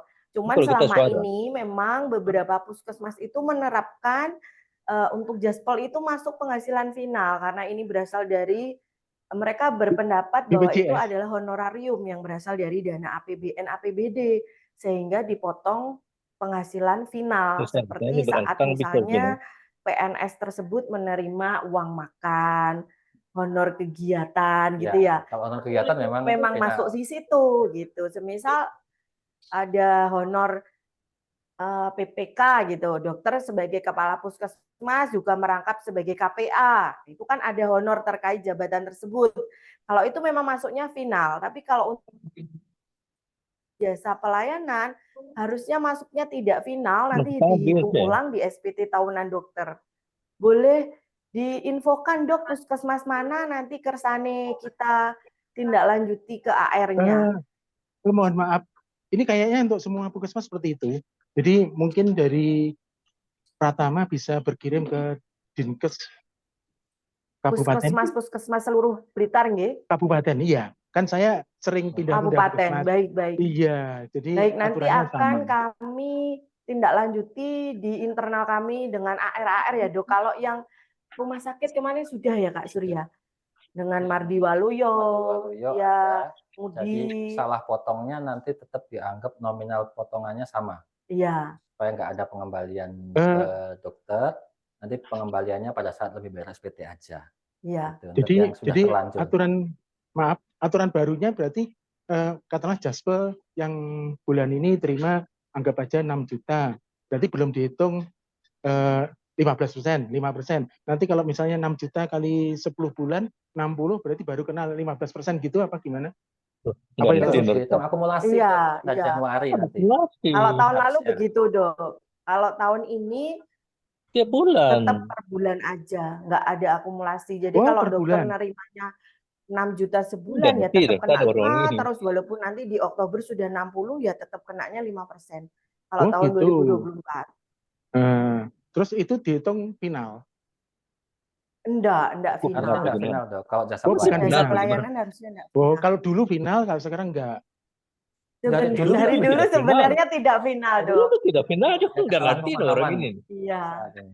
Oh gitu. Mungkin bisa diberikan contoh nih. Mungkin dari apa? Nanti kan ada materi, ya toh? Materi yang di link. Mungkin diberikan contoh untuk kami yang dokter puskesmas yang ada terima Jaspel. Iya, harusnya memang nanti bukti potongnya harusnya diganti semua itu dok. Kalau di Mardi Waluyo kemarin sudah ada arahan dari AR-nya, akun representatifnya, untuk mengganti semua bukti potongnya menjadi tidak final. Nanti akan diakumulasikan di SPT tahunan dokter sebagai kredit pajak, dihitung ulang di SPT-nya. Oh gitu. Ya. Mungkin nanti bisa yang dibuatkan contoh ya. kita tadi kan ada contoh juga ya, Kak, ya. Tadi kan ada contoh juga yang misalnya kedai kopi, praktek tadi. Ya, mungkin bisa dicontohkan juga yang puskesmas yang dengan Jaspel. Contoh hitung-hitungannya. Contohnya, maaf. Contoh hitung-hitungan. Contohnya sama dengan yang di klinik, dok. Persis. Jadi seharusnya seperti itu perhitungannya. Seperti yang sudah tadi kami perlihatkan. Kak. Yang potongan dengan klinik. Ya, sementara gitu aja. Baik, terima kasih. Ini ya.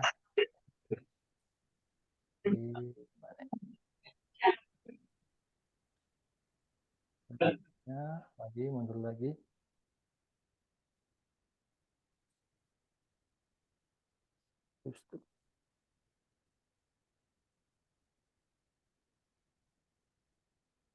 Banyak sekali halamannya ini.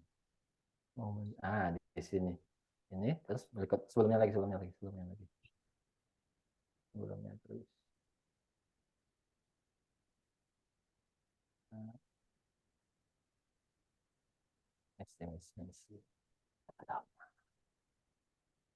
Ya, jadi kalau perbedaannya, kalau Bapak Ibu dipotongnya penghasilan final, itu memang tidak akan diperhitungkan di SPT induknya, tidak dihitung ulang. Bukti potong yang Bapak Ibu terima itu juga tidak menjadi kredit pajak jika itu masuk kategori final. Namun jika yang di potong itu tidak final, itu nanti penghasilannya akan dihitung dengan penghasilan yang lain, misalnya dari gaji ya Kak ya, dari jaspal di rumah sakit klinik swasta gitu. Nah, nanti bukti potong yang Bapak Ibu terima itu menjadi kredit pajak, menjadi pengurang dari pajak yang harus Bapak Ibu bayarkan total dalam 1 tahunnya gitu. Ini ya Kak ya. Ya, ini contohnya kalau yang seharusnya dari Puskesmas itu potongannya sesuai yang kolom per 16 PJ 2016. Ini berlaku sampai tahun pajak 2023. 2023. Jadi diakumulasi nanti DPP-nya dari Januari sampai ketemu 60 itu tarifnya 5%. Setelah itu pakai tarif 5%, 15%. Kalau yang sudah terjadi kan 15% semua.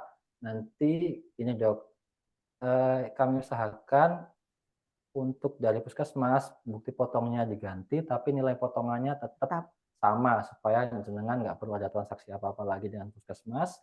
Bukti potong yang sudah ada itu, potongan PPh 21 yang sudah terjadi itu, jenengan bisa perhitungkan semua di SPT. Jadi hanya jenis bukti potongnya nanti yang dirubah, nilai potongannya tetap sama. Nanti kalau memang ternyata dihitung ulang lebih bayar Kak, ya kita akan kembalikan Kami akan kembalikan melalui mekanisme pengembalian pendahuluan gitu. Nanti untuk puskesmas kami akan menghubungi untuk AR-nya biar di Kak, diinfokan supaya kalau masih ada puskesmas yang memberlakukan jaspal sebagai final, nanti akan dirubah seperti teman-teman di Mardi Waluyo ya. Ya. Kalau yang Ngudi kayaknya udah sesuai ya Kak ya. Sudah. Kalau Ngudi Waluyo kayaknya sudah dari tahun berapa kemarin udah sesuai masuk yang tidak final. Kalau yang Serengat, RSUD Serengat Kak, sudah sesuai ya? Kayaknya yang Serengat tidak final ya? Sepertinya sudah. Yang masih belum kemarin kalau info yang kami terima itu yang RSUD, yang Blut itu hanya Mardi Waluyo yang belum sesuai. Kalau yang Ngudi dan Serengat sudah. Kalau teman-teman yang dari rumah sakit swasta malah sudah sesuai dari awal ya Kak ya. Gitu. Selanjutnya tadi kayaknya ada yang rahasianya pakai gini Kak Priscilia. Dari Bapak Kace Sitanaya. Baik Bapak. Makasih Bapak Ibu. Gini Bu, saya mau tanyakan dulu pertama tentang disusunan keluarga itu. Itu disusunan keluarga kan untuk wajib pajak kan suami istri kan boleh anak 2. Yang masalah begini Pak, anak saya dulu kan sebelum ini kan sudah punya SPT sendiri. Cuma yang satu sekarang lagi pendidikan dan pendidikan itu kan tidak punya pendapatan, malah menjadi biaya orang tua. Nah sekarang saya boleh masukkan dia sebagai tanggungan. Kemarin saya sudah urus apa istilahnya untuk nonaktif ya, sudah keluar dari pajak itu, sudah terangkan untuk nonaktif selama pendidikan itu. Jadi untuk tahun ini saya boleh, kalau tahun-tahun kemarin kan tidak masuk di susunan keluarga. Untuk tahun ini boleh saya masukkan di susunan keluarga. Boleh enggak dimasukkan. Anaknya yang sekarang lagi tanggungan. Iya, karena anaknya selama mengikuti pendidikan dokter spesialis kan tidak ada penghasilan Kak, bahkan tidak boleh bekerja, jadi menjadi tanggungan orang tuanya lagi. Begitu nggih dokter? Iya, benar. Apakah boleh dimasukkan menjadi pengurang PTKP-nya? Iya, dari susunan keluarga. Ketentuan di Undang-Undang Pajak Penghasilannya Dok, yang boleh menjadi tanggungan adalah yang dibiayai seluruhnya oleh wajib pajak. Jadi seluruh kebutuhan hidupnya jenengan yang tanggung, maka itu boleh menjadi tanggungan dalam perhitungan pajaknya. Jika memang biaya berarti hidup boleh, putranya kan? tadi, jika memang biaya hidup putranya tadi mulai dari makan, biaya sekolah ya Kak, semua menjadi tanggungan jenengan, bisa menjadi tambahan PTKP. Oke ya, makasih Pak Bu. Ya. Kemudian Bu, yang saya mau tanya mulai dari Januari ya Dok. Ya, Januari tahun ini, mulai tahun ini. Pendidikannya kan tahun kemarin. Pendidikannya tahun kemarin, tapi tahun kemarin kan dia sudah terlanjur bayar SPT kan pendidikannya kan Juli. Nah, tahun ini kan praktis tidak ada pendapatan lah, tidak ada gitu. Berarti tahun ini saya boleh masukkan di anggota keluarga. Iya, boleh Oke, dok, Bu. mulai tahun pajak 2024 ini. Ya. Oke, Bu, yang berikut tadi saya dengar Ibu bilang untuk harta itu kan kalau dilaporkan online kan bisa harta yang tahun kemarin kan bisa apa istilahnya? Kayak mungkin di Ada copy begitu ya. arsipnya.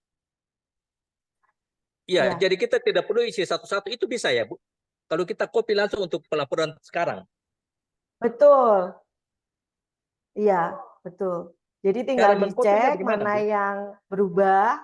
Ya, betul. Nanti tinggal dicek mana yang Itu cara mengkopinya bagaimana, Bu? Nanti otomatis saat dokter download e-formnya, itu langsung ada datanya. Oh, langsung ada. Langsung Oh, ada. langsung Kalau ada. tahun lalu memang sudah pakai e-form. Iya, kan selama ini kan kita pakai e-form semua kan? Nah, berarti langsung ada, tinggal kita perbaiki mana yang harus sudah ada perubahan itu saya ya. Jadi tidak perlu ketik dari nol lagi ya. Oh iya. Oke, Iya, makasih betul. Bu, Iya, Bapak sama-sama. informasinya. Ya. Baik, kembali lagi ke kolom chat ini sepertinya ya, Kak. Ini yang tadi dari Dina Apriliani. Mohon maaf, bisa diulangi penghasilan bruto yang ada di bukti potong masuk di form lampiran mana ya, Pak? Penghasilan bruto yang di bukti potong. Oke. Yang Romawi 1 Dari tadi ya. klinik ya, masuknya Bukan. di 17701. Terus mohon ditunggu, ini agak jauh soalnya. Nah, jadi ini dok, mungkin back sebentar Mbak. Baik. Back. Dokter Jadi Kalce tadi ya dokter siapa? Dokter Kalce ya Kak. Ya. Jadi nanti kalau dokter sudah download e-form 2023 dan tahun 2022 kemarin sudah melaporkannya melalui e-form ya Kak, Betul. otomatis harta di sini saat kita buka langsung ada isiannya sesuai dengan yang sudah dilaporkan tahun sebelumnya. Persis tahun sebelumnya. Persis, gitu. Tinggal dirubah, dicek kembali apakah ada yang dijual ya Kak. Kalau tabungan saldonya pasti juga sudah berubah, Bank tinggal finalnya. diedit aja. Next Kak. Oke, ini ke mana tadi ya? Yang bruto tadi Bruto Kak. ya. Ya. Dia kan Oke, kalau bukti otomatis. potong kan Oke. masuk di 1770. Mari kita ketemu e-form. Lampiran 2, ini bukti potongnya Ini masuk bukti di sini. potongnya. Brutonya masuk di Romawi 1. Ya ini. Romawi. Brutonya masuk di sini. Baik, Kak. Kembali dulu. Romawi Ya. 1 paling atas. Ini yang jaspelnya ya Kak ya kalau Betul. di sini. Kalau ternyata dokter juga merupakan PNS atau pegawai tetap sebuah rumah sakit yang dapat gaji, selain ada di Romawi 1 yang sehubungan dengan Brutonya nggak dimasukin ya, ini, penghasilan dari gajinya nggak masuk ya, ini. yang ini yang dari jasanya.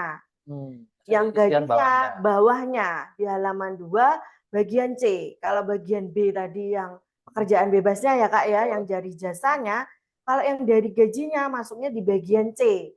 Misalnya dapat gaji dari Rumah Sakit Medika Raya gitu. Kalau ini bukti potongnya berupa 1721 A1 jika di rumah sakit non pemerintah atau bukan PNS ya. Kalau nyenengan PNS dapat 1721 A2 dari rumah sakit atau puskesmas atau dari dinas kesehatan, itu masuknya di bagian C ini Bapak Ibu. Jika ada gaji baik yang PNS maupun non PNS. Kalau dapat bukti potongnya 1721 A1 atau A2, masuknya di sehubungan dengan pekerjaan gitu. A1 jangan keliru dimasukkan di atas ya Bapak Ibu. Ya. Kalau keliru masuk di atas nanti bisa jadi LB dan ada masalah nanti belakangnya. Iya. A1, A2 harus masuk di bagian C. ini. Iya. Kalau bagian D penghasilan lainnya tadi misalnya yang tadi kan punya toko kan masuknya di ya. Kalau misalnya Bapak Ibu ada mungkin royalti, ada apa? Sewa gitu ya. Saya pernah lihat ini yang pernah nemu ya itu sewa. Sewa tadi sewa alat ya Kak ya. punya alat medis digunakan saat praktek di rumah sakit, nanti rumah sakitnya bayar sewa untuk alat itu, maka isikan penghasilannya di sini, penghasilan bruto ya. Jadi untuk penghasilan bruto sewa, penghasilan netonya, sewa ini penghasilan neto sama dengan penghasilan bruto. 100%. Karena enggak, ya apa logisnya, karena Nggak kita ada enggak biaya. keluar biaya apa-apa ya, cuma barang itu aja kan. Nggak ada biaya tambahan. Beda dengan yang tadi yang kerjaan bebas. Pekerjaan Itu kan bisa bebas. ada biaya transport, Mm-mm. ya kan, biaya bahan-bahan waktu di sana Iya. mungkin kan seperti itu. Jadi sewa yang di sini selain sewa yang dikenakan final, selain tanah dan bangunan ya Bapak Ibu. Kalau Bapak Ibu punya rumah, punya tanah yang disewakan, masuknya di penghasilan final. Sewa yang di sini sehubungan dengan penggunaan harta kita yang selain tanah dan atau bangunan. Biasanya ya alat itu tadi. Kemarin saya waktu bantu tahun lalu itu juga ada Kak. Ada Memang yang ada juga dipotong bukti sewa. potongnya. Iya, bukti potong dari rumah sakit juga ada. Potongnya tetap dimasukkan di 1773. Bukti Iya. potong yang tidak dimasukkan di lampiran 2 itu hanya bukti potong final. final. Baik, selanjutnya dari Dokter Herlin. Bisa diagendakan konsultasi bersama profesi dokter dalam pengenaan pajaknya, Mas. Oke, boleh dong. Jadi Iya, lebih dalam lagi ya, nggak cuma masalah SPT-nya ya, masalah nggih. pajak-pajaknya apa aja, kok tarifnya banyak banget, nyatetnya banyak gitu Iya. kan mungkin ya. Boleh boleh, nanti silakan, misalkan Bapak dalam dalam apa namanya, lingkup ID misalkan boleh nanti menyurat ke kami untuk kelas pajak, Mhm. dia tahu kan, apa namanya, Mungkin mau mengundang kami ya sebagai narasumber betul, ya, Kak, ya. temanya apa, Temanya apa, nanti misalkan nanti kami bisa ajak datang, hadir narasumber. ke sana.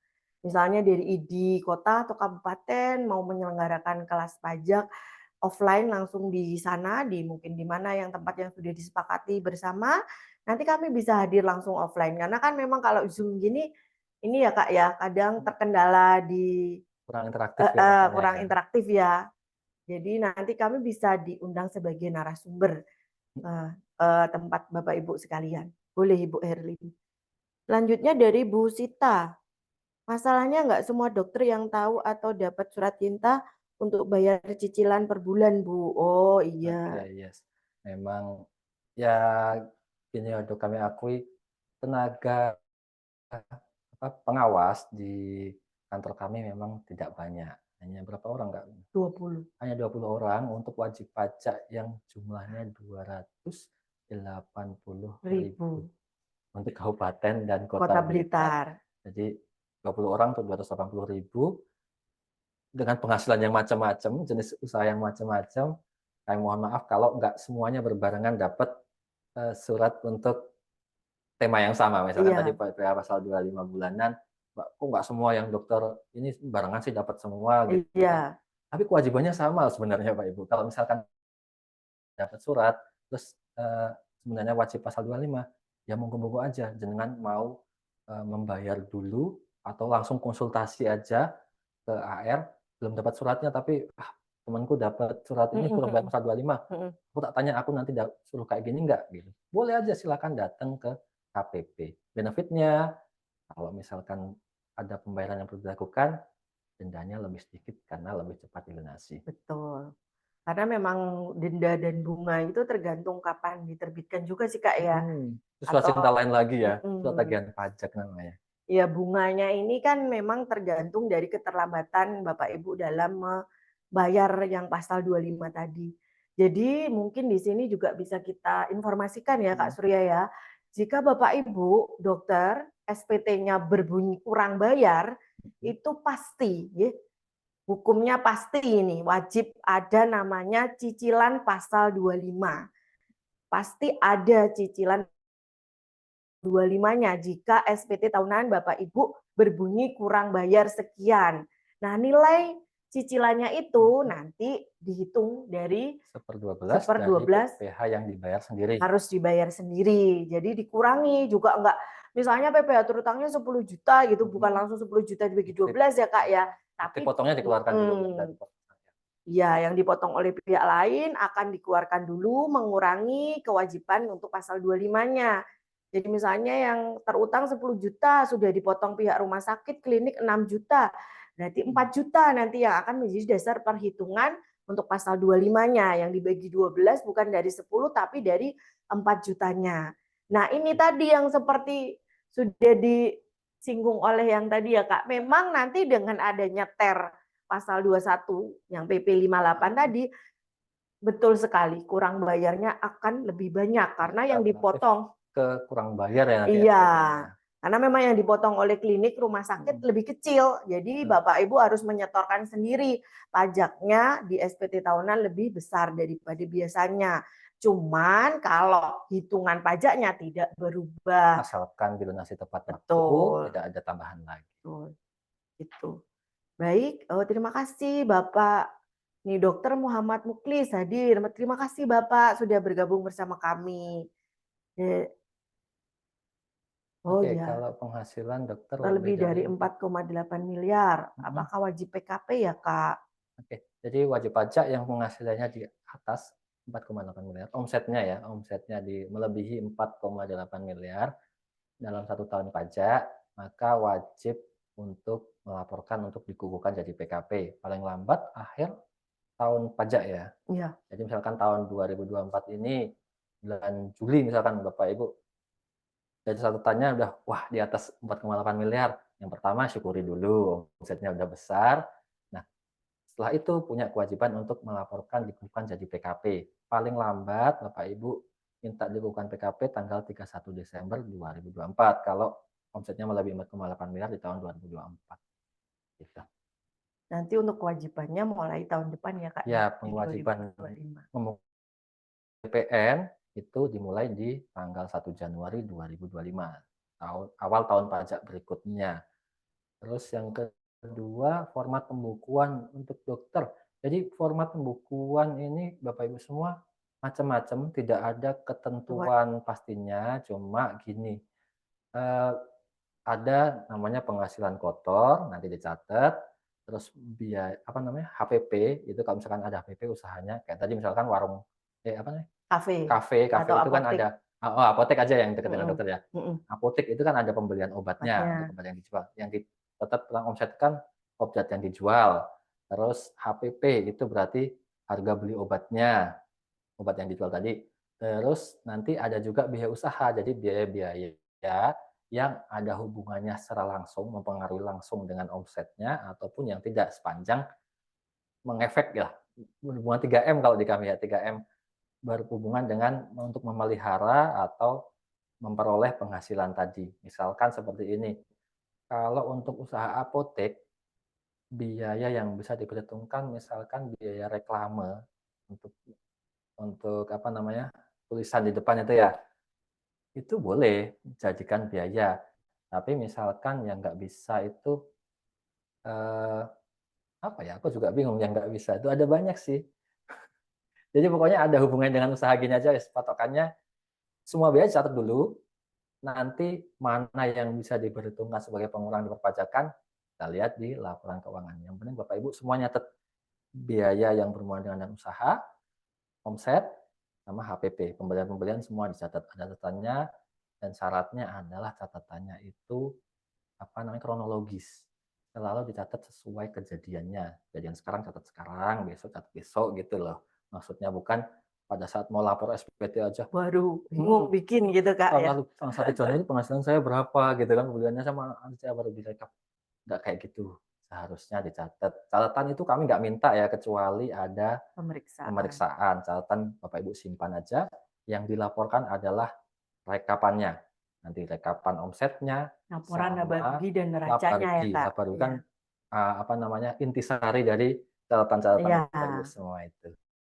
Jadi kalau catatan hariannya, catatan CLAK-nya, keuangannya itu ya nggak usah dikasihkan ke kami, yang nanti dilaporkan jika sudah pembukuan itu adalah laporan laba rugi dan neraca. Kalau neracanya orang pribadi ya berarti hartanya sebenarnya ya Kak ya. Harta sehubungan dengan usahanya. Kalau formatnya tidak ada. Tidak ada bakunya. Iya, bakunya. Disesuaikan mengikuti kaidah PSAK. Ya, tapi mengikuti yang dilakukan oleh teman-teman semua di sana ya. Ya ada dokter atau fotografer.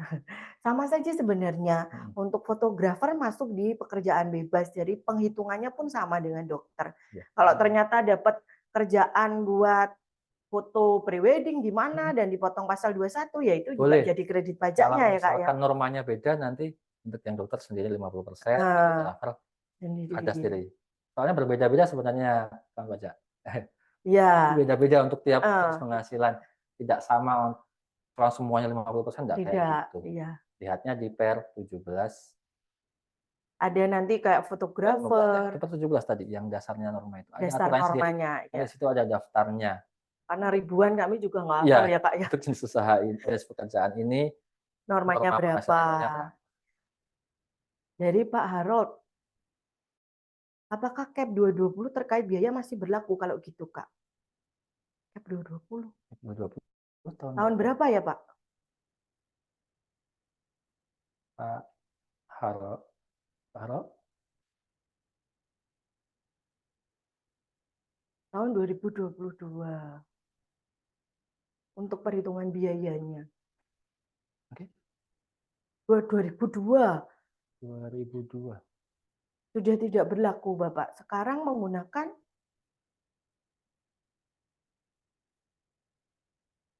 PP 55 tahun 2022 dan PMK 66 tahun 2022. 2023. PMK 66.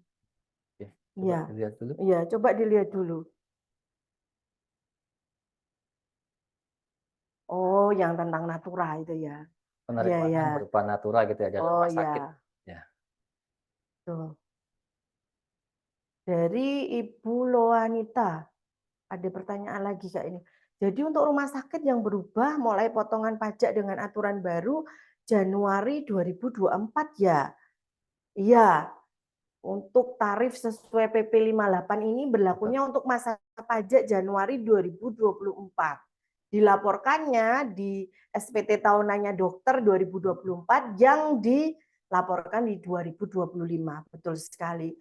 Kemarin di pertengahan Januari sudah kita undang rumah sakit, kemudian pemberi kerja yang ada pembayaran pasal 21 ya, itu sudah kami undang Bapak Ibu untuk kelas pajak terkait perubahan tarif sesuai dengan PP 558 ini. Jadi berlakunya mulai Januari tahun ini, 2024. Garis besarnya itu sebenarnya potongan per bulannya akan mengecil. Sebagian besar Iya. potongan PPh 21 per bulannya akan mengecil. Kalau untuk karyawan nanti potongannya Ada besar di efektif. Desember. Kalau untuk Bapak Ibu yang pekerjaan bebas, itu nanti secara keseluruhan akan mengecil potongan pajak per bulannya. Iya, jadi nanti di SPT tahunan Bapak Ibu yang akan menjadi lebih besar kurang Betul. bayarnya. Karena dipotong dari kliniknya lebih kecil gitu. Baik, mungkin ini sudah mendekati jam 2 siang ternyata Kak, ya nggak terasa ya. Iya, ini Iya, juga asik apa juga ini namanya, banyak diskusi banyak kita ya. diskusi ya. Iya, jadi ini sudah mendekati dari waktu yang sudah kami jadwalkan. Oh iya ini Kak, informasi kepada Bapak Ibu sekalian yang belum melakukan pemadanan NIK-nya NIK. untuk menjadi NPWP yang semula memang akan diimplementasikan di tahun 2024 ini, tapi kemarin kan masih bisa dipakai ya sampai 30 Juni nanti. Bapak Ibu yang mungkin belum melakukan pemadanan NIK-nya untuk digunakan menjadi NPWP, mohon segera dicek di DJP online masing-masing. Kalau memang belum mengaktifkan akun DJP online-nya, bisa WA ke nomor kami yang kemarin mengirimkan undangan untuk kelas pajak ya, nomor kami. Nanti bisa dicek apakah status NIK-nya sudah tervalidasi sehingga dapat digunakan menjadi NPWP mulai 1 Juli 2024. Dan mulai nanti 1 Juli 2024 akan ada sistem baru Bapak Ibu di Direktorat Jenderal Pajak. Kalau sekarang namanya masih Citas atau APP Portal. Jadi nanti itu akan digunakan sebagai pengganti DJP online Bapak Ibu sekalian. Kalau sekarang kan lapor itu macam-macam ya Kak ya. DJP online aja ada SPT masa, ada SPT tahunan, ada nanti e-faktur aplikasi sendiri, pasal 21 ada sendiri. Nah, pasal 25 nantinya di sistem kita yang baru semua akan menjadi satu di Cortex Bapak Ibu. Ada aplikasi khusus tersendiri yang semua keperluan Bapak Ibu akan dilakukan secara online melalui Citas tadi. Jadi misalnya mau mengajukan perubahan data, mau mengajukan non efektif, misalnya ini sudah pensiun nih jadi dokter, kemudian sudah nggak praktek lah, saya mau menikmati masa pensiun gitu kan, tidak ada penghasilan hanya dari pensiunan di Taspen dan di bawah PTKP, ini kan bisa ya Kak ya mengajukan non efektif. Biasanya kan harus datang ke sini atau mungkin kirim pos gitu kan. Sekarang nantinya akan semuanya bisa melalui sistem. Jadi kami minta Bapak Ibu juga cek di DJP online-nya masing-masing, email Bapak Ibu di sana, di menu profil, nanti ada info lainnya. Jadi Bapak Ibu cek emailnya, pastikan itu adalah email yang aktif. Karena nanti untuk pengaktifan akun cetasnya Bapak Ibu, itu melalui email yang terdaftar di sistem kami. Nanti Bapak Ibu akan mendapatkan email berupa password, nanti di situ untuk bisa mengakses aplikasi kami yang baru. Mudah-mudahan sesuai rencana di 1 Juli 2024 sudah bisa di-launching Kak. Harapannya, iya harapannya memang semuanya jadi satu Kak, biar nggak bingung wajib pajak ini. Repot juga. Istinya kita akan berusaha untuk perpajakannya jadi semakin mudah untuk wajib pajak, semakin simpel, dan supaya kepatuhan wajib pajak juga semakin naik. Nggak merasa dipersulit ya, mungkin laporannya, ribet laporannya, nggak usah wis gitu. Iya. Nggak kayak gitu ya, nanti misalkan dengan sistem baru yang insya Allah akan lebih mudah daripada sistem pelaporan yang sebelumnya, Bapak Ibu dapat melaksanakan kewajiban perpajakannya dengan lebih mudah, lebih lancar. Iya. Oh ya, ini ada pertanyaan Kak, mungkin bisa jadi penutup juga. Jadi dari Ibu Leonita, sama-sama Bapak Ibu, ini banyak terima kasih dari Ketua IDI Kak. Sama-sama kami juga mengucapkan terima kasih. Biasanya Kak kita koordinasinya sama Bu Herlin ya, Mbak Priscilia ya. Ya Bu Herlin terima kasih sudah menginisiasi acara hari ini. Biasanya kita konsultasi koordinasi lewat HP ya Ibu. Terima kasih juga untuk Bapak Ibu Ketua IDI baik kota maupun kabupaten mungkin ya hari ini sehingga bisa terselenggara acara hari ini ya. Untuk aplikasinya sementara masih di laptop Bapak Ibu karena versi web. Nantinya mungkin akan seperti DJP online bisa diakses di semua device, tapi untuk sementara masih di laptop. Tahun 2023 ini saat ini laporannya masih hanya bisa dilakukan melalui perangkat PC ya, laptop, komputer desktop itu bisa lewat situ aja. Oh ya, untuk NPPN ini Kak, NPPN ya, penghitungan penghasilan itu siap wajib pajak yang menggunakan tarif itu mau menggunakan norma wajib untuk memberitahukan setiap tahun Bapak Ibu. Iya. Memberitahukannya online kok, tidak perlu datang ke kantor pajak. Nih, sekalian ya mungkin mumpung hari ini ketemu ya kita akan kami simulasikan Bapak Ibu. Jadi apabila Bapak Ibu ini memiliki penghasilan berupa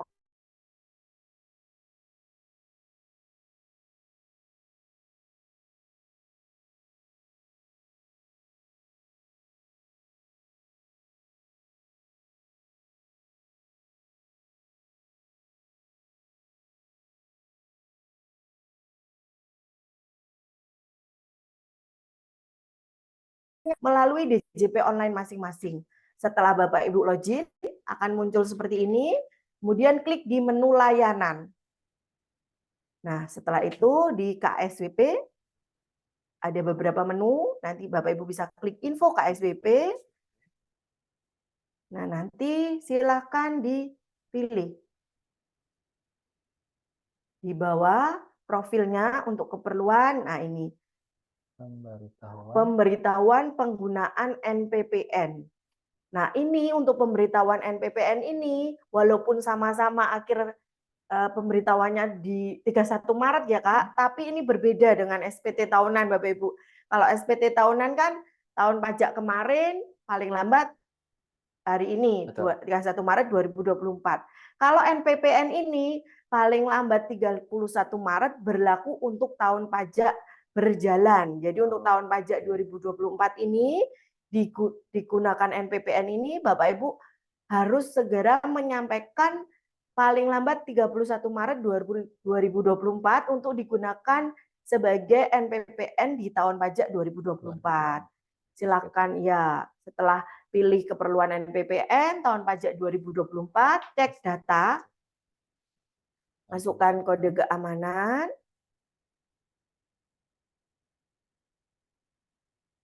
Nah, ini kalau Bapak Ibu harusnya sudah terpenuhi.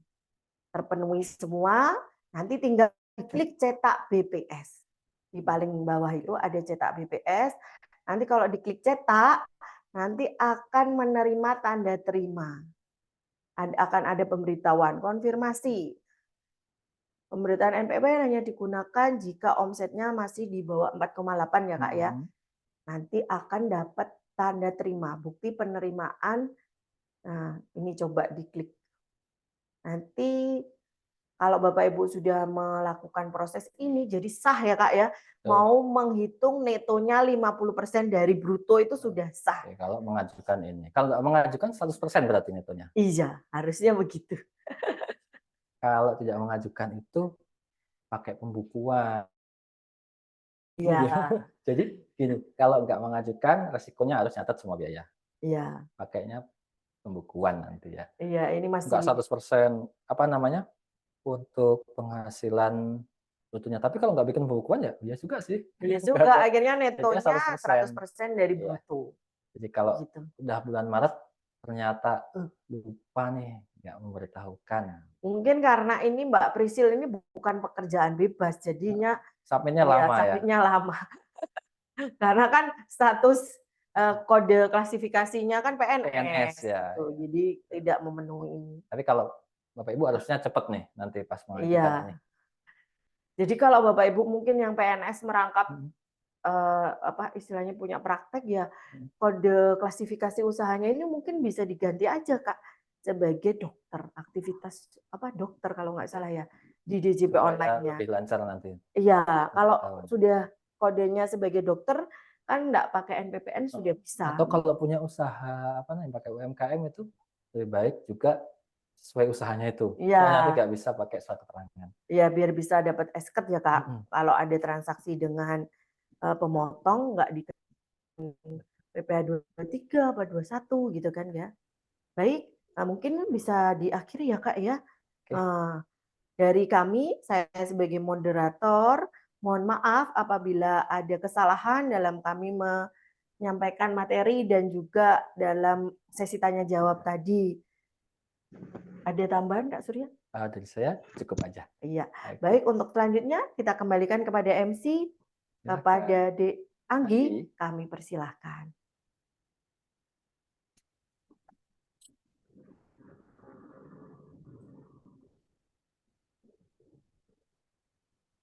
Terima kasih kepada Mbak Lina dan Mas Surya atas penyampaian materi pada hari ini. Demikian Bapak Ibu serangkaian acara pada hari ini. Terima kasih kepada Bapak Ibu yang telah mengikuti kelas pajak hari ini. Apabila terdapat kesalahan kata dan perbuatan yang kami ucapkan lakukan, kami memohon maaf. Semoga penyampaian materi hari ini bisa menjadi manfaat dan jangan lupa segera laporkan SPT tahunan Bapak Ibu. Kami mohon undur diri. Wassalamualaikum warahmatullahi wabarakatuh. Terima kasih. Kami izin mematikan Zoom pada hitungan ke 1, 2, 3.